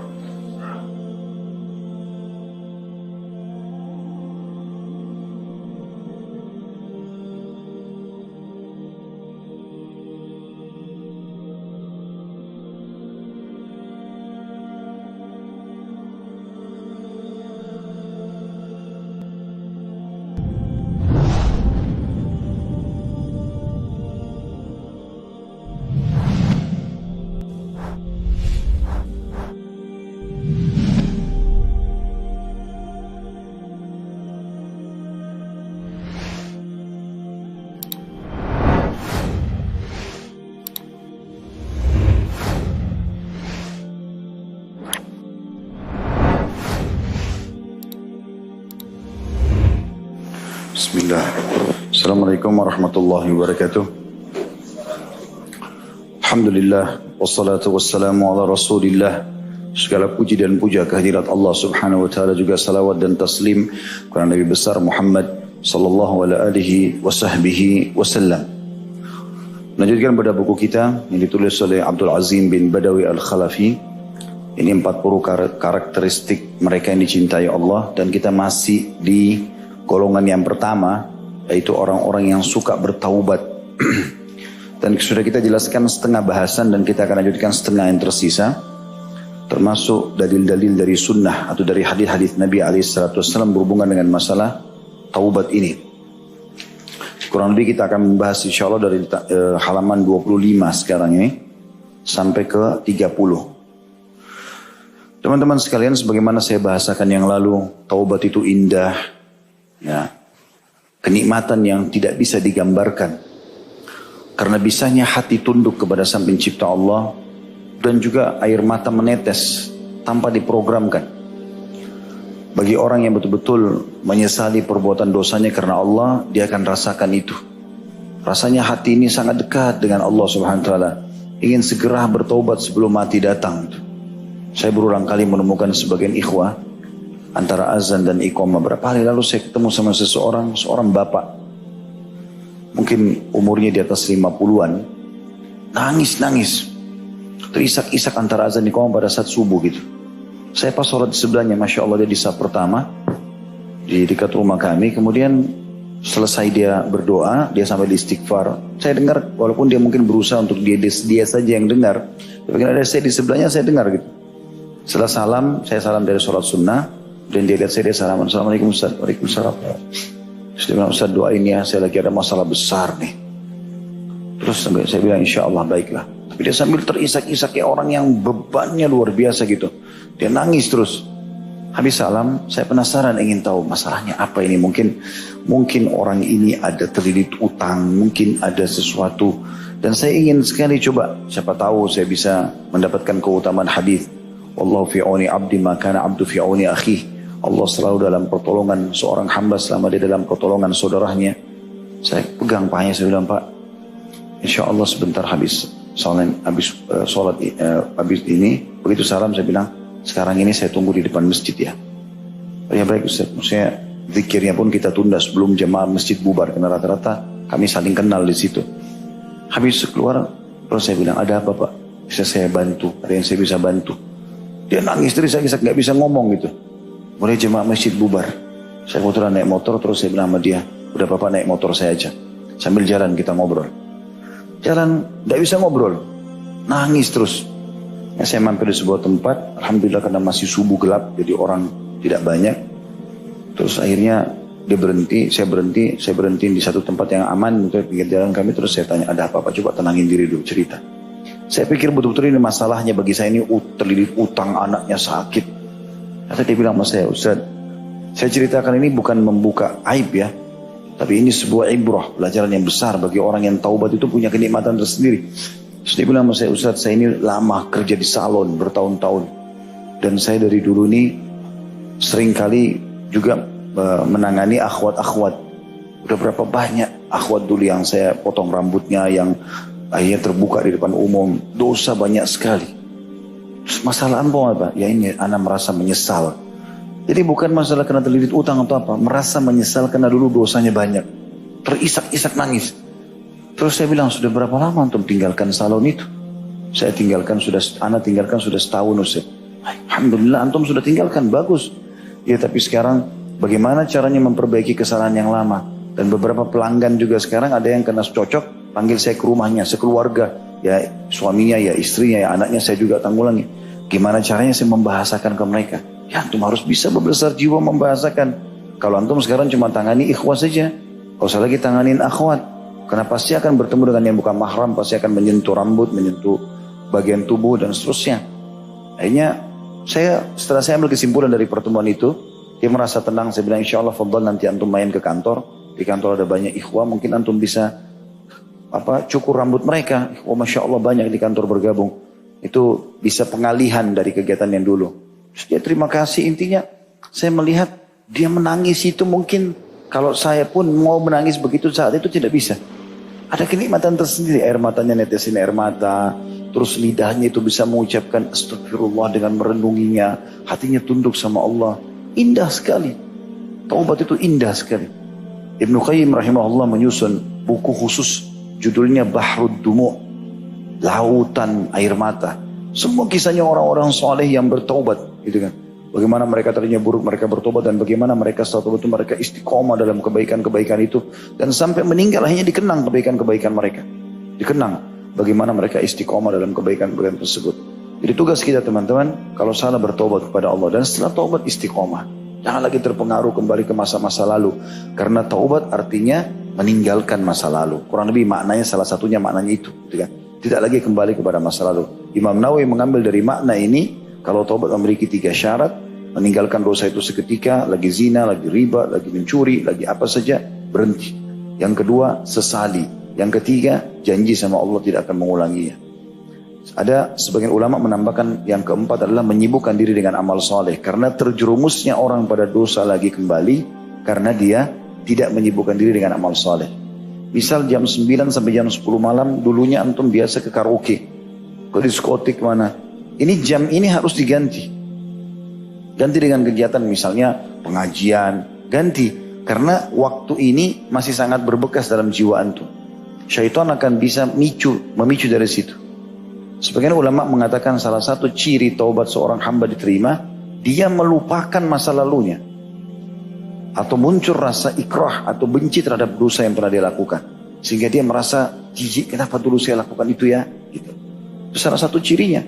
Ya, jadi tidak boleh membuka pintu-pintu syaitan ini. Karena taubat itu sangat indah, mahal, susah untuk didapatkan. Kalau antum beristighfar kepada Allah, lisan ini bisa mengatakan astagfirullah wa atubu ilaih. Berarti Allah sayang sama antum. Allah mau antum kembali kepada.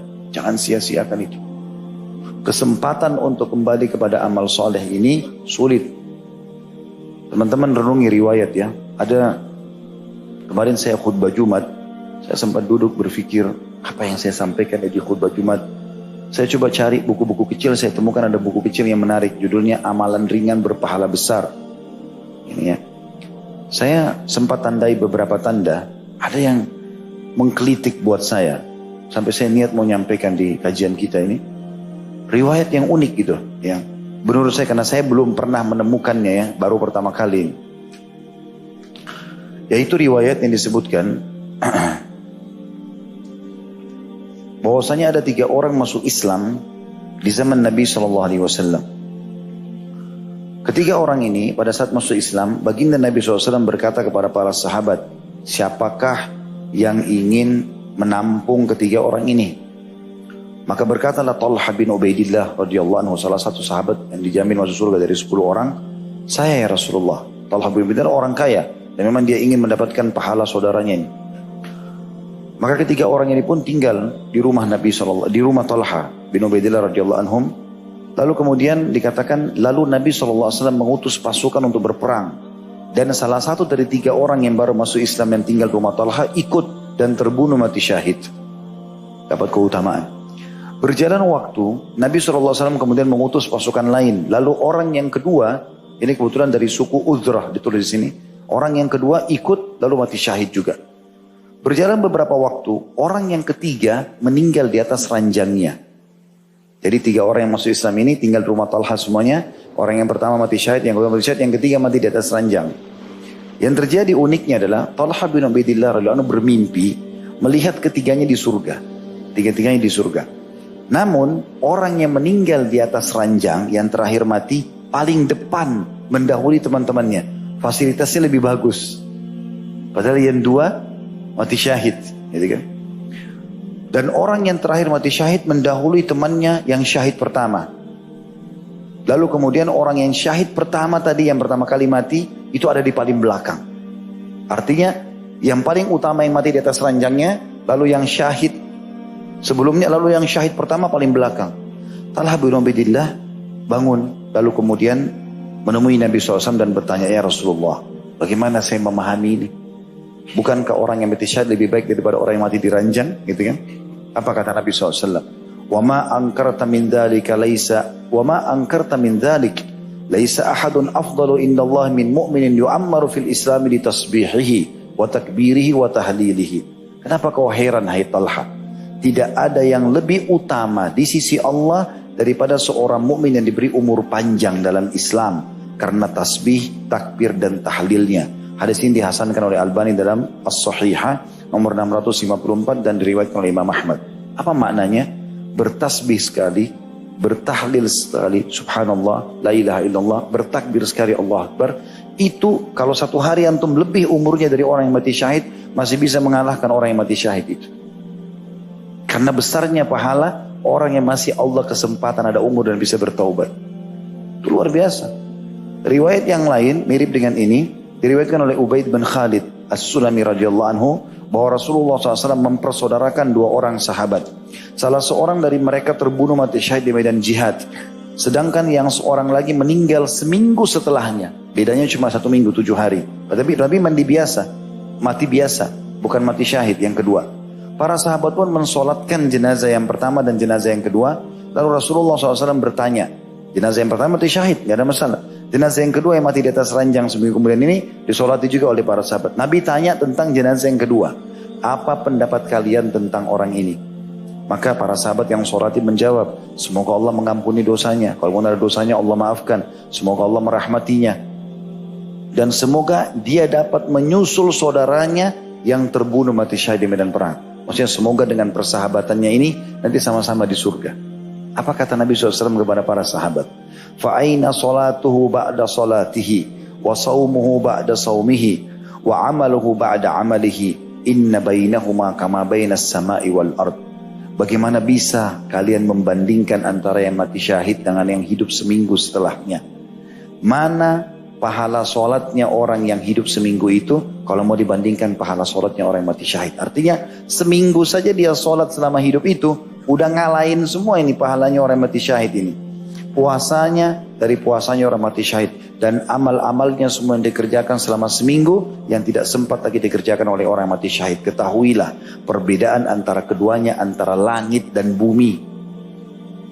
Ini luar biasa teman-teman. Jadi kalau antum dari maksiat lalu Allah berikan kesempatan taubat dan punya kesempatan sehari hidup, itu luar biasa.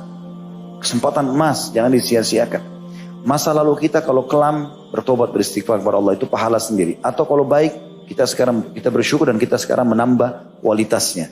Kalau biasa sholat malam, dulu mungkin cuma kita baca beberapa ayat Al-Quran, surah pendek-pendek, sekarang kita pindah ke surah lebih panjang misalnya. Kalau dulu kita bangun 3:30, jam 4 subuh, menjelang subuh setengah jam, sekarang kita bangun jam 3. Kita coba meningkatkan kualitasnya gitu kan. Kalau dulu kita pakai sejadah biasa, sekarang kita ganti sejadah baru, dan segala macam hal lah. Maka itu jauh lebih baik. Dan hari ini maksimalkan. Selama antum hidup hari ini, sampai dari detik ini kita belajar sampai malam sebentar, anggap antum mau mati besok. Lakukan perbuatan ibadah seakan-akan ini ibadah yang terakhir. Baginda Nabi SAW berkata, setiap kali mau imami sholat, sallu sholatal muwadda'ah.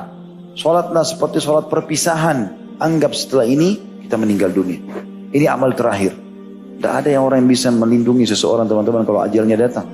Allah mengatakan dalam Al-Quran, A'udzubillahi minasyaitonir rajim, fa idza ja'a ajaluhum la yastakhiruna sa'atan wa la yastaqdimun. Kalau ajal mereka sudah datang, tidak ada yang bisa menerlambatkan sesaat ataupun menguranginya sesaat. Dalam ayat lain Allah mengatakan, ya aina ma takunu yudrikumul maut walau kuntum fi burujin musyayyadah. Aina, dimanapun kalian berada, pasti mati akan menjemput kalian walaupun kalian berada di sebuah bangunan yang sangat kokoh. Sekekar apapun badan kita, setinggi apapun titel kita, ya sehebat apapun kita dalam mengejar prosesi dunia, termasuk punya harta, pasangan, anak-anak, segala macam, toh kita akan meninggal. Dan renungi baik-baik sabda Nabi SAW, idza mata ibnu Adam, kalau anak Adam meninggal dunia, atba'u thalath, akan diikuti dengan 3. Amaluhu wa ahluhu wa maluhu. Amalnya, keluarganya dan hartanya. Fayarji itsnain, maka akan pulang 2, hartanya dan keluarganya. Wa yabqa wahid wa huwa amaluh. Dan akan tinggal bersama yang satu, yaitu amalnya. Jadi secinta-cintanya suami pada istri, istri pada suami, orang tua pada anak, sahabat pada sahabatnya, paling jauh ngantar sampai di liang lahat, atas kuburan. Maksimal kalau dia sudah betul-betul memang sangat sayang sama orang itu, sejam, itu pulang. Istri kita bisa nikah lagi sama orang lain, suami bisa nikah, anak-anak sibuk dengan warisannya segala macam, teman-teman sudah sibuk dengan aktivitasnya, antum sendirian di situ. Mobil mewah parkir di pagar kuburan, habis itu dibawa pulang jadi warisan. Semua yang antum tinggalkan masalah dunia ini kenangan. Oh itu sepatunya fulan, oh itu dulu sendalnya dia, oh itu dulu mobilnya, oh itu ini, oh itu. Seminggu, sebulan, habis itu antum akan hilang, lenyap bersama angin. Sekarang orang-orang tua kita, mungkin yang masih dekat sama kita, kita ingat. Tapi kakek-kakek kita, Saya sendiri kadang-kadang saya sampai sekarang belum tahu di mana kuburan ayah kakek saya. Saya tahu kakek saya ada karena kebetulan dikubur bersama dekat dengan ibu saya. Saya ke Makassar, saya ziarah. Tapi yang lain, itu pun saya lihat kerabat saya banyak yang tidak tahu mana kuburan mereka dan tidak ziarah. Kita akan hilang dengan sejarah dunia ini akan dikenal. Akan hilang. Raja-raja dulu banyak, nggak dikenal. Kecuali mereka yang punya sejarah yang baik atau sejarah yang sangat buruk sekali. Sejarah yang baik seperti para nabi-nabi, orang-orang saleh, dan atau Fir'aun dan kaumnya, atau Haman dan seterusnya, orang-orang yang memang buruk sehingga ditenggelamkan oleh Allah SWT. Ingat, ukir sesuatu yang positif buat kita teman-teman. Buat kalau antum meninggal saat ini, orang mengenang kebaikan antum. Buat itu, sementara antum hidup. Bukan untuk riya, tapi orang ambil pelajaran. Maksimalkan dengan amal soleh. Kalau tidak jadi masalah ini. Salah satu juga hal yang mesti kita lakukan teman-teman sekalian. Saya juga membaca sebuah hadis yang saya ingin berbagi. Itu adalah sabda Nabi SAW. Ahabbun nasi ilallahi anfa'ahum linnas. Manusia yang paling dicintai oleh Allah adalah yang paling bermanfaat bagi manusia yang lain. Wa ahabbul a'mali ilallah azza wa jal. Dan perbuatan yang paling bermanfaat dan akhirnya dicintai oleh Allah yang kita bisa lakukan kepada orang-orang lain, dan itu Allah paling cintai adalah pertama disebutkan sururun tudkhilhu ala muslim, kegembiraan yang kau masukkan dalam hati setiap muslim. Gembirakan saudaramu muslim, masukkan kegembiraan dalam dia, lagi sedih hibur dia, tegur sapa, tanya kabarnya, ya. Itu kegembiraan. Ini amal pertama yang paling bermanfaat bagi kita, hubungan kita sama manusia, dan paling dicintai oleh Allah. Yang kedua, takshifu anhu kurbah. Engkau menghilangkan kesulitan yang sedang dia hadapi. Apapun. Kita tahu dia benar, kita bela. Gitu kan? Yang ketiga, au taqdi anhu daina. Atau engkau melunasi utang-utangnya. Yang keempat, au tatrud anhu ju'a. Atau engkau menghilangkan rasa laparnya. Berapa banyak kita sering dengar teman-teman di kantor, lapar nih. Kenapa gak bilang, baik ayo makan di mana yuk? Traktir langsung. Ada orang karena bakhilnya, bahasanya beda. Kan baru makan tadi. Masa lapar lagi? Padahal dia bakhil karena gak mau traktir orang. Nabi SAW mengatakan amal yang paling Allah cintai termasuk diantaranya adalah tatrud anhu ju'. Tiap hari orang lapar loh ini. Menghilangkan rasa laparnya. Traktir orang, bayayai. Ini amal yang luar biasa. Lalu kata Nabi SAW, apa sih keutamanya Ustaz? Kalau saya hilangkan laparnya orang, saya lunasi utangnya, saya menghilangkan kesulitannya, atau saya masukkan kegembiraan dalam hatinya. Bisa. Apa kata Nabi SAW? Wala an amshi ma'akhi fi hajah ahabbu ilayya min an a'takifa fi hadal masjid, yakni masjid dan Madinah syahra. Ketahuilah, kalau aku sendiri kata Nabi bisa memenuhi satu hajat saudaraku muslim, satu hajat, tolong antar saya ke sana, diantar. Tolong bantu saya ini, tolong nasihatnya, kita kasih. Kata Nabi SAW, aku memenuhi satu hajat saudaraku muslim, lebih aku cintai daripada aku beriktikaf di masjid ini, ditunjuk Masjid Nabawi, 1 bulan. Iktikaf sebulan teman-teman, kita akan raih 5 waktu sholat. Dengan keutamanya semua. Pasti on time kalau orang iktikaf, kecuali dia punya udzur syar'i. Azan dia sudah di masjid, karena sebelumnya dia sudah tidur di masjid, tinggal di masjid kan. Jadi gak pernah ketinggalan takbiratul ihram pertama imam. Dia akan dapat doa antara azan dan iqamah, dia dapat sholat qobliyah dan ba'diyah, sholatnya takbiratul sempurna. Jadi tidak masbuk kecuali punya udur. Kita tidak bicara orang punya udur. Dia akan bisa sholat duha, luasa sholat malam, dan luasa majelis ilmu dia hadiri, zikir pagi petang, baca Quran. Apa yang tertinggal? Sebulan di Masjid Nabawi. Nabawi 1000 pahala sholatnya. Itu sebulan berarti berapa banyak? 30.000 pahala sholat 5 waktu. 30.000 pahala sholat subuh, 30.000 pahala sholat duhur, asar, maghrib, isya. Kata Nabi SAW, aku memenuhi satu hajat saudaraku muslim. Di antaranya tadi itu, masukkan kegembiraan dalam hatinya, buat dia tersenyum, bercanda yang normal, yang halal. Kemudian hilangkan masalah dia, lunasi utangnya, kemudian hilangkan rasa laparnya. Itu Nabi mengatakan lebih baik, lebih aku cinta daripada 1 bulan i'tikaf di sini. Dan kenapa Nabi bilang itu teman-teman? Kenapa masjidnya beliau? Supaya orang memahami besarnya bobot pahala membantu seorang muslim. Lalu kata Nabi SAW yang kelima, waman kadhama ghaidhan. Tadi kan yang keempat, menghilangkan rasa laparnya. Dan siapa yang meredam emosinya. Ghaidh ini, kata ulama, adalah emosi yang bisa dilampiaskan. Kita punya kemampuan untuk melampiaskannya. Tapi kata Nabi SAW, walau sya'a ayyumdihu amdah. Kalau dia mau balaskan, dia mampu karena dia punya power, dia benar. Tapi justru dia kontrol emosinya. Apa kata Nabi SAW? Keutamaan yang kelima dari perbuatan bermanfaat ini, mala Allahu qalbahu yawmal qiyamati ridha. Allah akan penuhi hatinya hari kiamat dengan keridhaan. Maknanya, sebagian maknanya kata ulama hadis adalah, Allah akan terima semua amalnya, Allah akan maafkan kesalahannya, sampai dia ridho, masuk surga. Hanya dengan emosi sama teman atau sama muslim, nggak usah deh, saya nggak usah lampiaskan. Dia gibah saya, nggak usah, biarnya dia gibah, dia dapat dosa, kita nggak usah ikut-ikutan. Kita mampu balas. Dia bisa datang, mungkin kita lebih berotot, kita bisa tonjok dia segala macam bisa, tapi enggak, kita nggak balas. Itu keutamanya luar biasa. Justru di situ dikontrol keimanan seseorang. Lalu kata Nabi SAW menyimpulkan semuanya, waman masya ma'akhihi fi hajatin hatta yaqdiyaha lah, thabbatallahu qadamaihi yawma tazurul aqdam.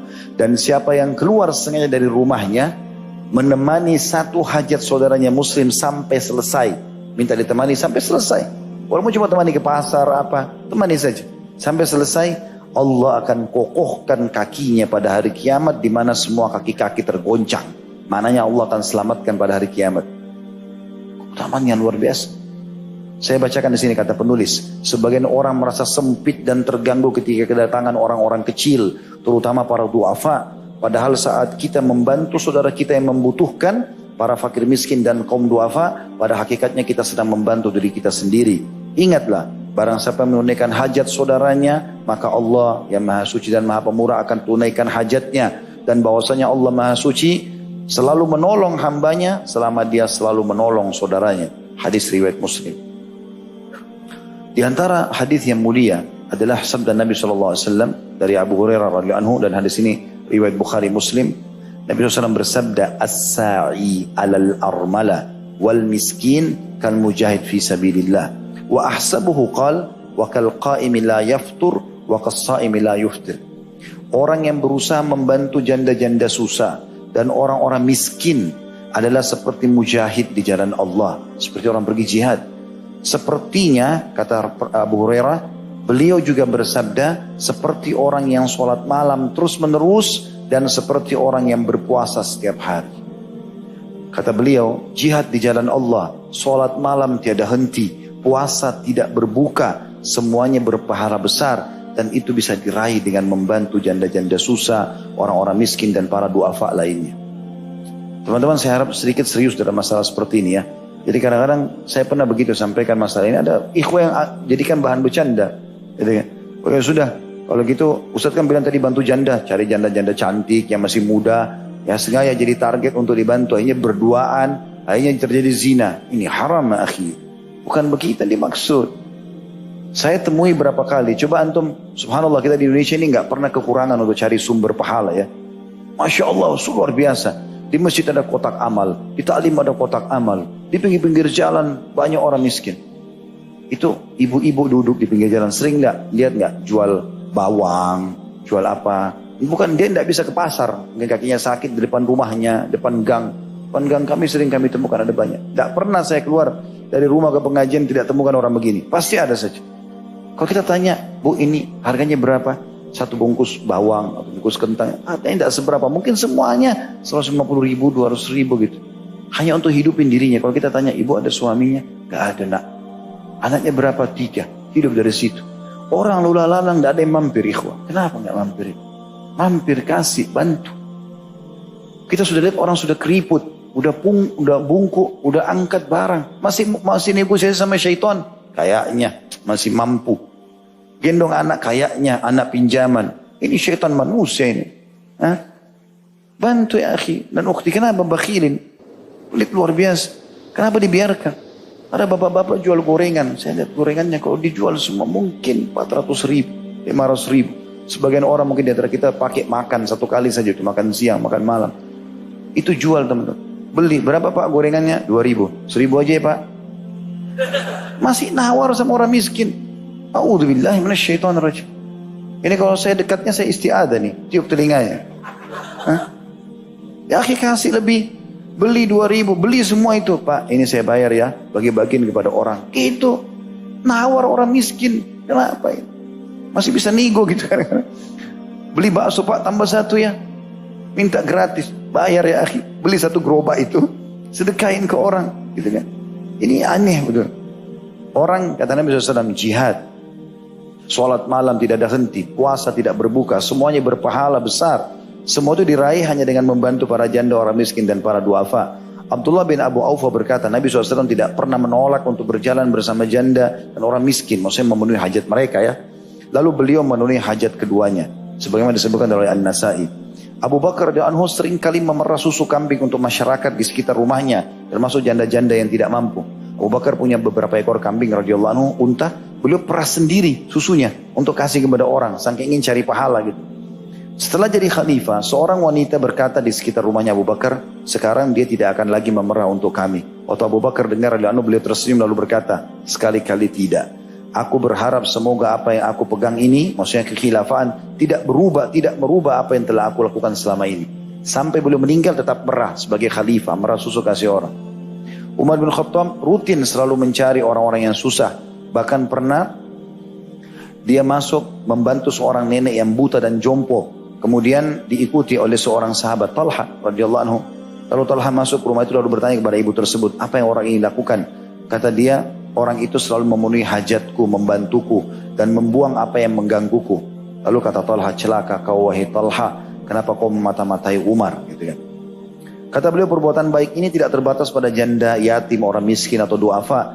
Jika kita mudah dalam bermuamalah dengan sama manusia, toleran dalam urusan utang, maka Allah SWT akan mudahkan hisab kita di akhirat kelak. Karena Rasulullah SAW bersabda, Utiyallaha bi'abdin min ibadihi, atahullahu malan. Nanti hari kiamat, ada seorang hamba yang sengaja didatangkan atau didatangkan di hadapan Allah Subhanahu Wa Taala. Ia termasuk orang yang kaya raya, Allah kasih dia harta. Lalu Allah tanya, faqala lah, madza amilta fid dunya? Apa yang sudah kau lakukan selama di dunia dengan hartamu ini? Qala, wala yaktumunallah haditha. Dan Nabi SAW mengatakan, dan Allah tidak tersembunyi apapun terhadapnya atau kepadanya gitu kan. Padahal tidak ada yang samar bagi Allah. Allah tahu semuanya, tapi Allah sengaja tanya hambanya. Qala, maka hamba itu berkata, ya Rabbi, ataitani malan, ataitani malaka. Engkau telah memberikan aku harta dari sisimu. Fakuntu ubayyu'un nas, dan aku gunakan untuk berbisnis. Wa kana min khuluqil jawaz. Dan salah satu yang aku terapkan dalam hartaku ini adalah kebiasaanku memudahkan urusan orang-orang. Ada orang minta bantuan, bantu segala macam, mudahkan. Tidak punya uang dikasih barangnya. Fakuntu atayassaru alal musir, dan aku juga melunasi orang-orang yang terlilit utang. Wa undirul mu'sir, dan aku memaafkan atau memberikan tenggang waktu bagi orang yang minta waktu, tenggang waktu.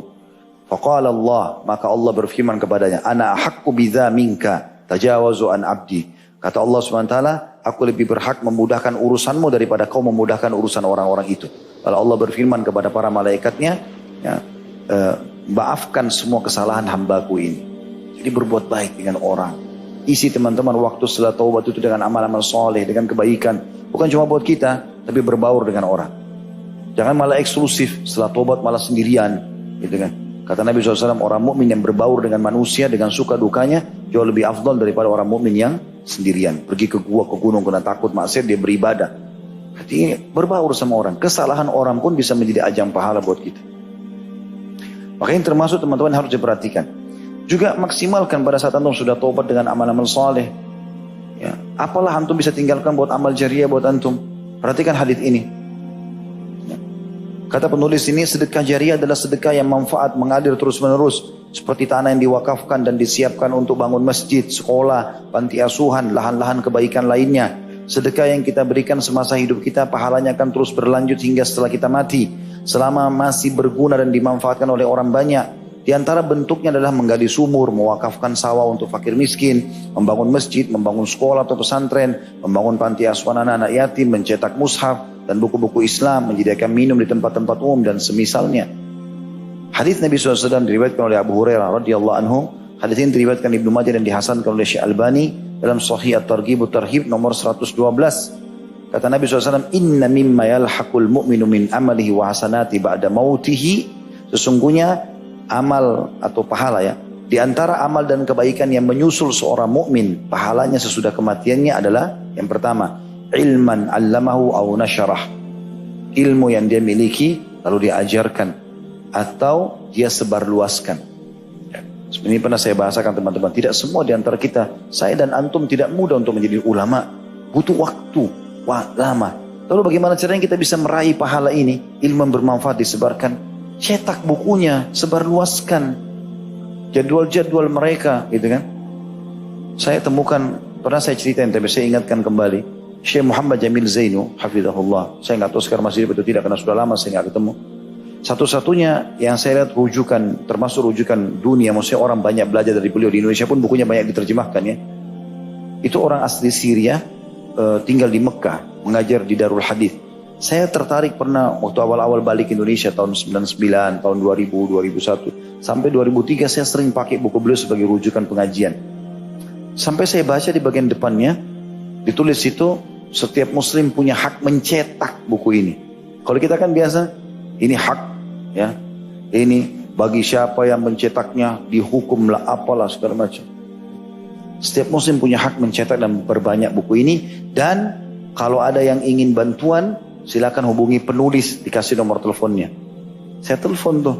Itu masih belum ada handphone waktu itu masih awal-awal handphone keluar tahun 99, tahun 2000. Saya telepon, Assalamualaikum Syekh, gini, saya Khalid Basar ada di Indonesia, pengen ketemu ada waktu. Oh silakan, ahlan wa sahlan. Ini alamat saya. Kebetulan saya kenal satu orang Mekah, teman. Dia punya mobil, diantar saya ke sana. Keliling-keliling cari sampai dapat.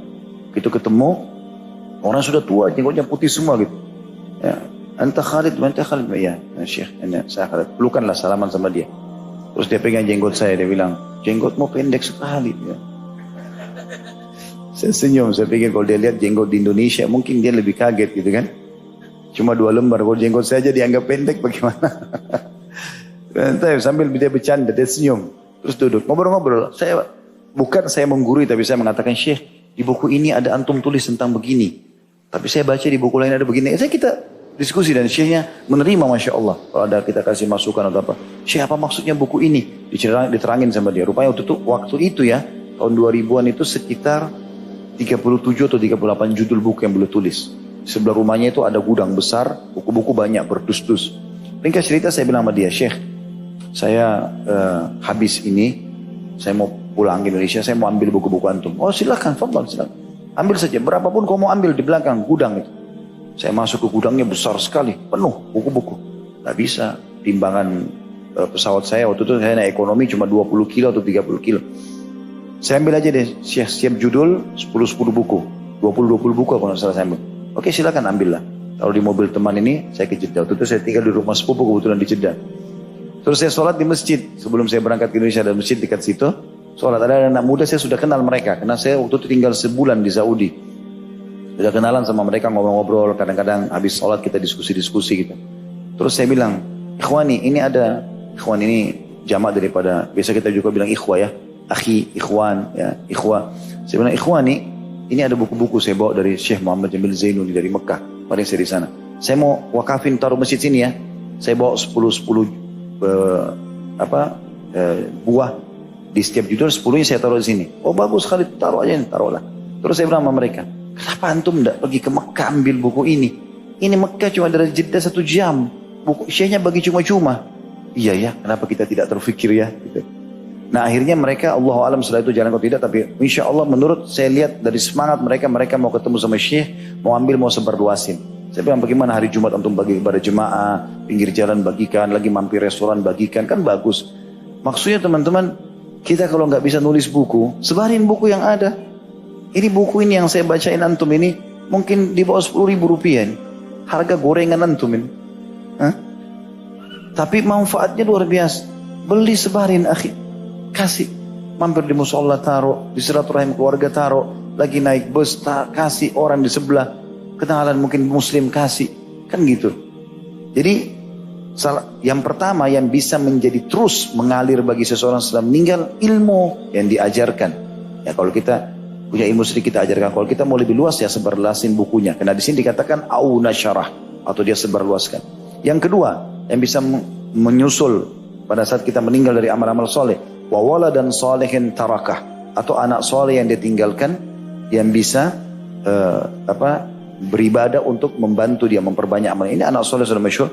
Yang ketiga, mushafan warrathah, atau mushaf yang dia wariskan.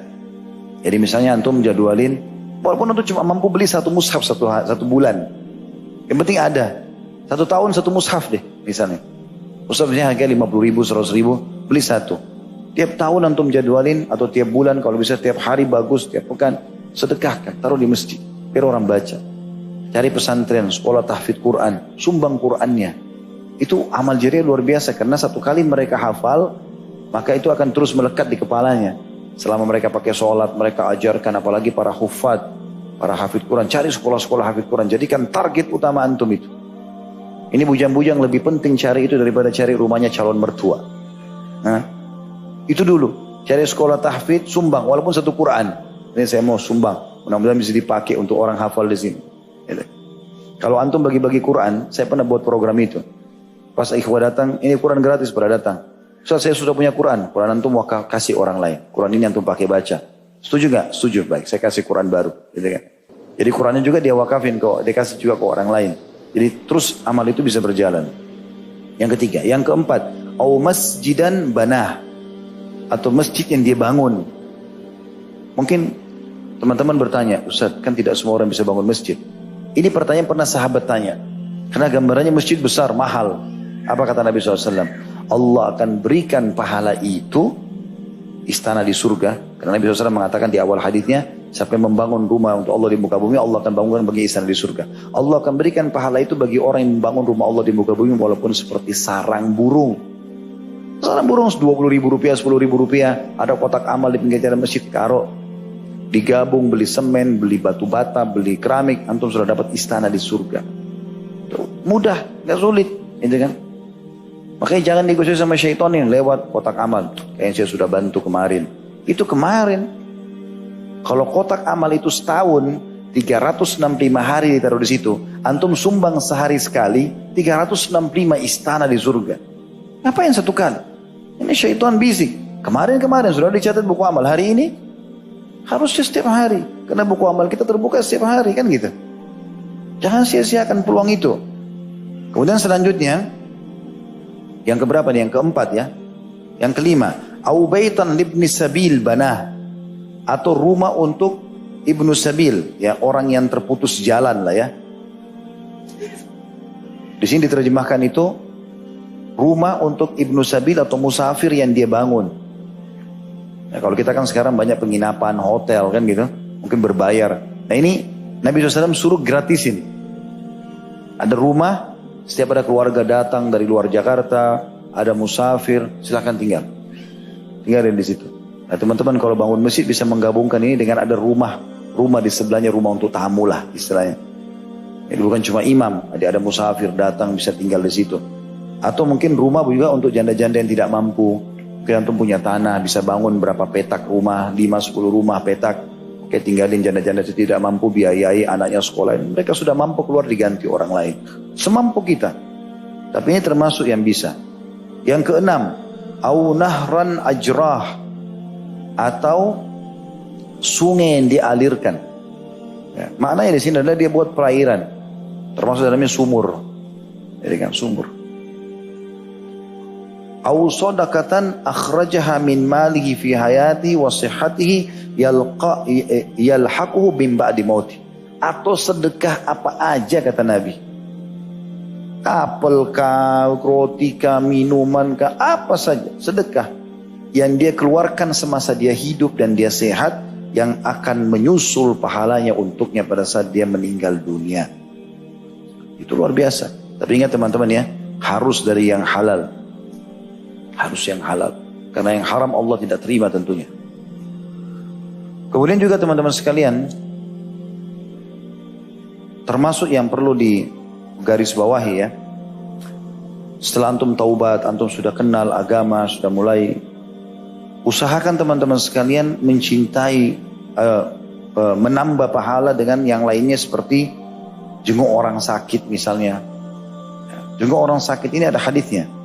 Kata penulis, ini saya langkah-langkai ya, ini banyak sekali poinnya, tapi saya langkah-langkai dah. terdapat 70.000 malaikat yang akan berdoa bagi orang yang mau meluangkan waktunya sejenak untuk menjenguk saudaranya yang sedang sakit. Rasulullah SAW bersabda dalam hadis Sahih riwayat Tirmidzi disahihkan oleh Albani, "Ma min muslimin ya'udu musliman udwatan atau gudwatan ma min muslimin ya'udu musliman gudwatan illa shalla alaihi sab'una alfa malakin hatta yumsi." Tidak ada seorang muslim pun membesuk saudaranya pada pagi hari. 5 menit, 2 menit, 10 menit. Apa kabar? Baik, semoga lekas sembuh ya. Doanya Nabi tahur, labas insyaallah. Mudah-mudahan jadi pembersihan dosa. Semoga kau tidak apa-apa, tidak membahayakan buat kau penyakit ini. Pulang. Beberapa menit saja. Apa kata Nabi SAW? Melainkan pada saat dia jenguk di pagi hari temannya itu atau saudaranya atau kerabatnya, 70.000 malaikat akan berdoa untuknya hingga sore. 70.000 malaikat. Banyak sekali mendoakan buat dia. Dan tidak ada seorang, dan jika dia membesuknya sore hari, misalnya bisa asar gini, antum jenguk 5 menit, 10 menit, kecuali 70.000 malaikat lain akan mendoakannya hingga pagi hari besok. Dan dia akan mendapatkan sebuah kebun di surga. Kebun apa luar biasa. Bagaimana kalau antum jenguk kerabat antum yang sakit pagi sekali, sore sekali, walaupun cuma sebentar. Pada 70.000 pagi, 70.000, 140.000 malaikat mendoakan. Sampai sebagian ulama mendatangi rumah sakit walaupun tidak ada orang yang dikenal di situ. Di Saudi sampai sekarang begitu. Datang karena dia tokoh masyarakat, dia datang akhirnya disambut oleh rumah sakit. Dia minta izin, bisa nggak saya jenguk orang-orang muslim yang sedang sakit ini. Subhanallah, saya temukan ini di rumah sakit non muslim, rumah sakit Kristen, pendetanya lakukan. Datangi pasien non muslim, pasien muslimnya. Sampai ada yang mau didoakan oleh pendeta atau pastor itu. Ini tidak boleh kita biarkan semestinya kan. Tapi kenapa muslim tidak lakukan itu? Misalnya dia datang, dia datang. Syekh di Saudi begitu datang. Assalamualaikum warahmatullahi wabarakatuh. Maaf saya minta waktunya sebentar. Termasuk hadis Nabi SAW adalah tidak ada dosa yang tidak bisa dibersihkan dengan istighfar, maka Allah coba hambanya dengan penyakit, semoga jadi pembersihan buat anda. Ya. Ini sedikit hadiah, kalau ada hadiah dia pindah kamar sebelah, pindah kamar sebelah, pindah kamar sebelah. Sampai seorang syekh pernah menceritakan di Riyadh, dia datang ke rumah sakit, dia datangi satu kamar, orang tidak kenal, anak muda, kakinya lagi digip, diangkat tinggi, semen semuanya, patah rupanya. Kata syekhnya sudah cek kamar sana, syekh bilang mengatakan sabarlah begini-begini, bukan dalilnya. Lalu dia mengatakan, syekh, saya justru bersyukur, kata anak muda itu. Syekhnya bilang pertama kali saya jenguk orang sakit begini bahasanya. Saya bersyukur. Kenapa kata syekh kok bersyukur? Dia bilang saya sudah 2 tahun saya di rumah sakit ini. Dan perlu anda tahu 2 tahun ini saya sudah hafal 30 juz Al-Quran. Sebelumnya saya ini orang ugal-ugalan. Dengar musik. Oh jauh dari agama. Allah coba saya dengan tabrakan kaki saya patah. Awalnya saya berkeluh kesah sih. Minggu pertama, bulan pertama. Setelah itu saya karena tidak bisa bergerak, tidak bisa buat apa-apa. Saya tonton ada cuplikan Al-Quran, saya mulai tersentuh, mulai saya ngaji, sekarang saya hafal 30 juz Al-Quran. Kalau bukan karena tabrakan ini, saya nggak akan hafal. Jadi ini subhanallah amal-amal yang luar biasa yang bisa ditambahkan.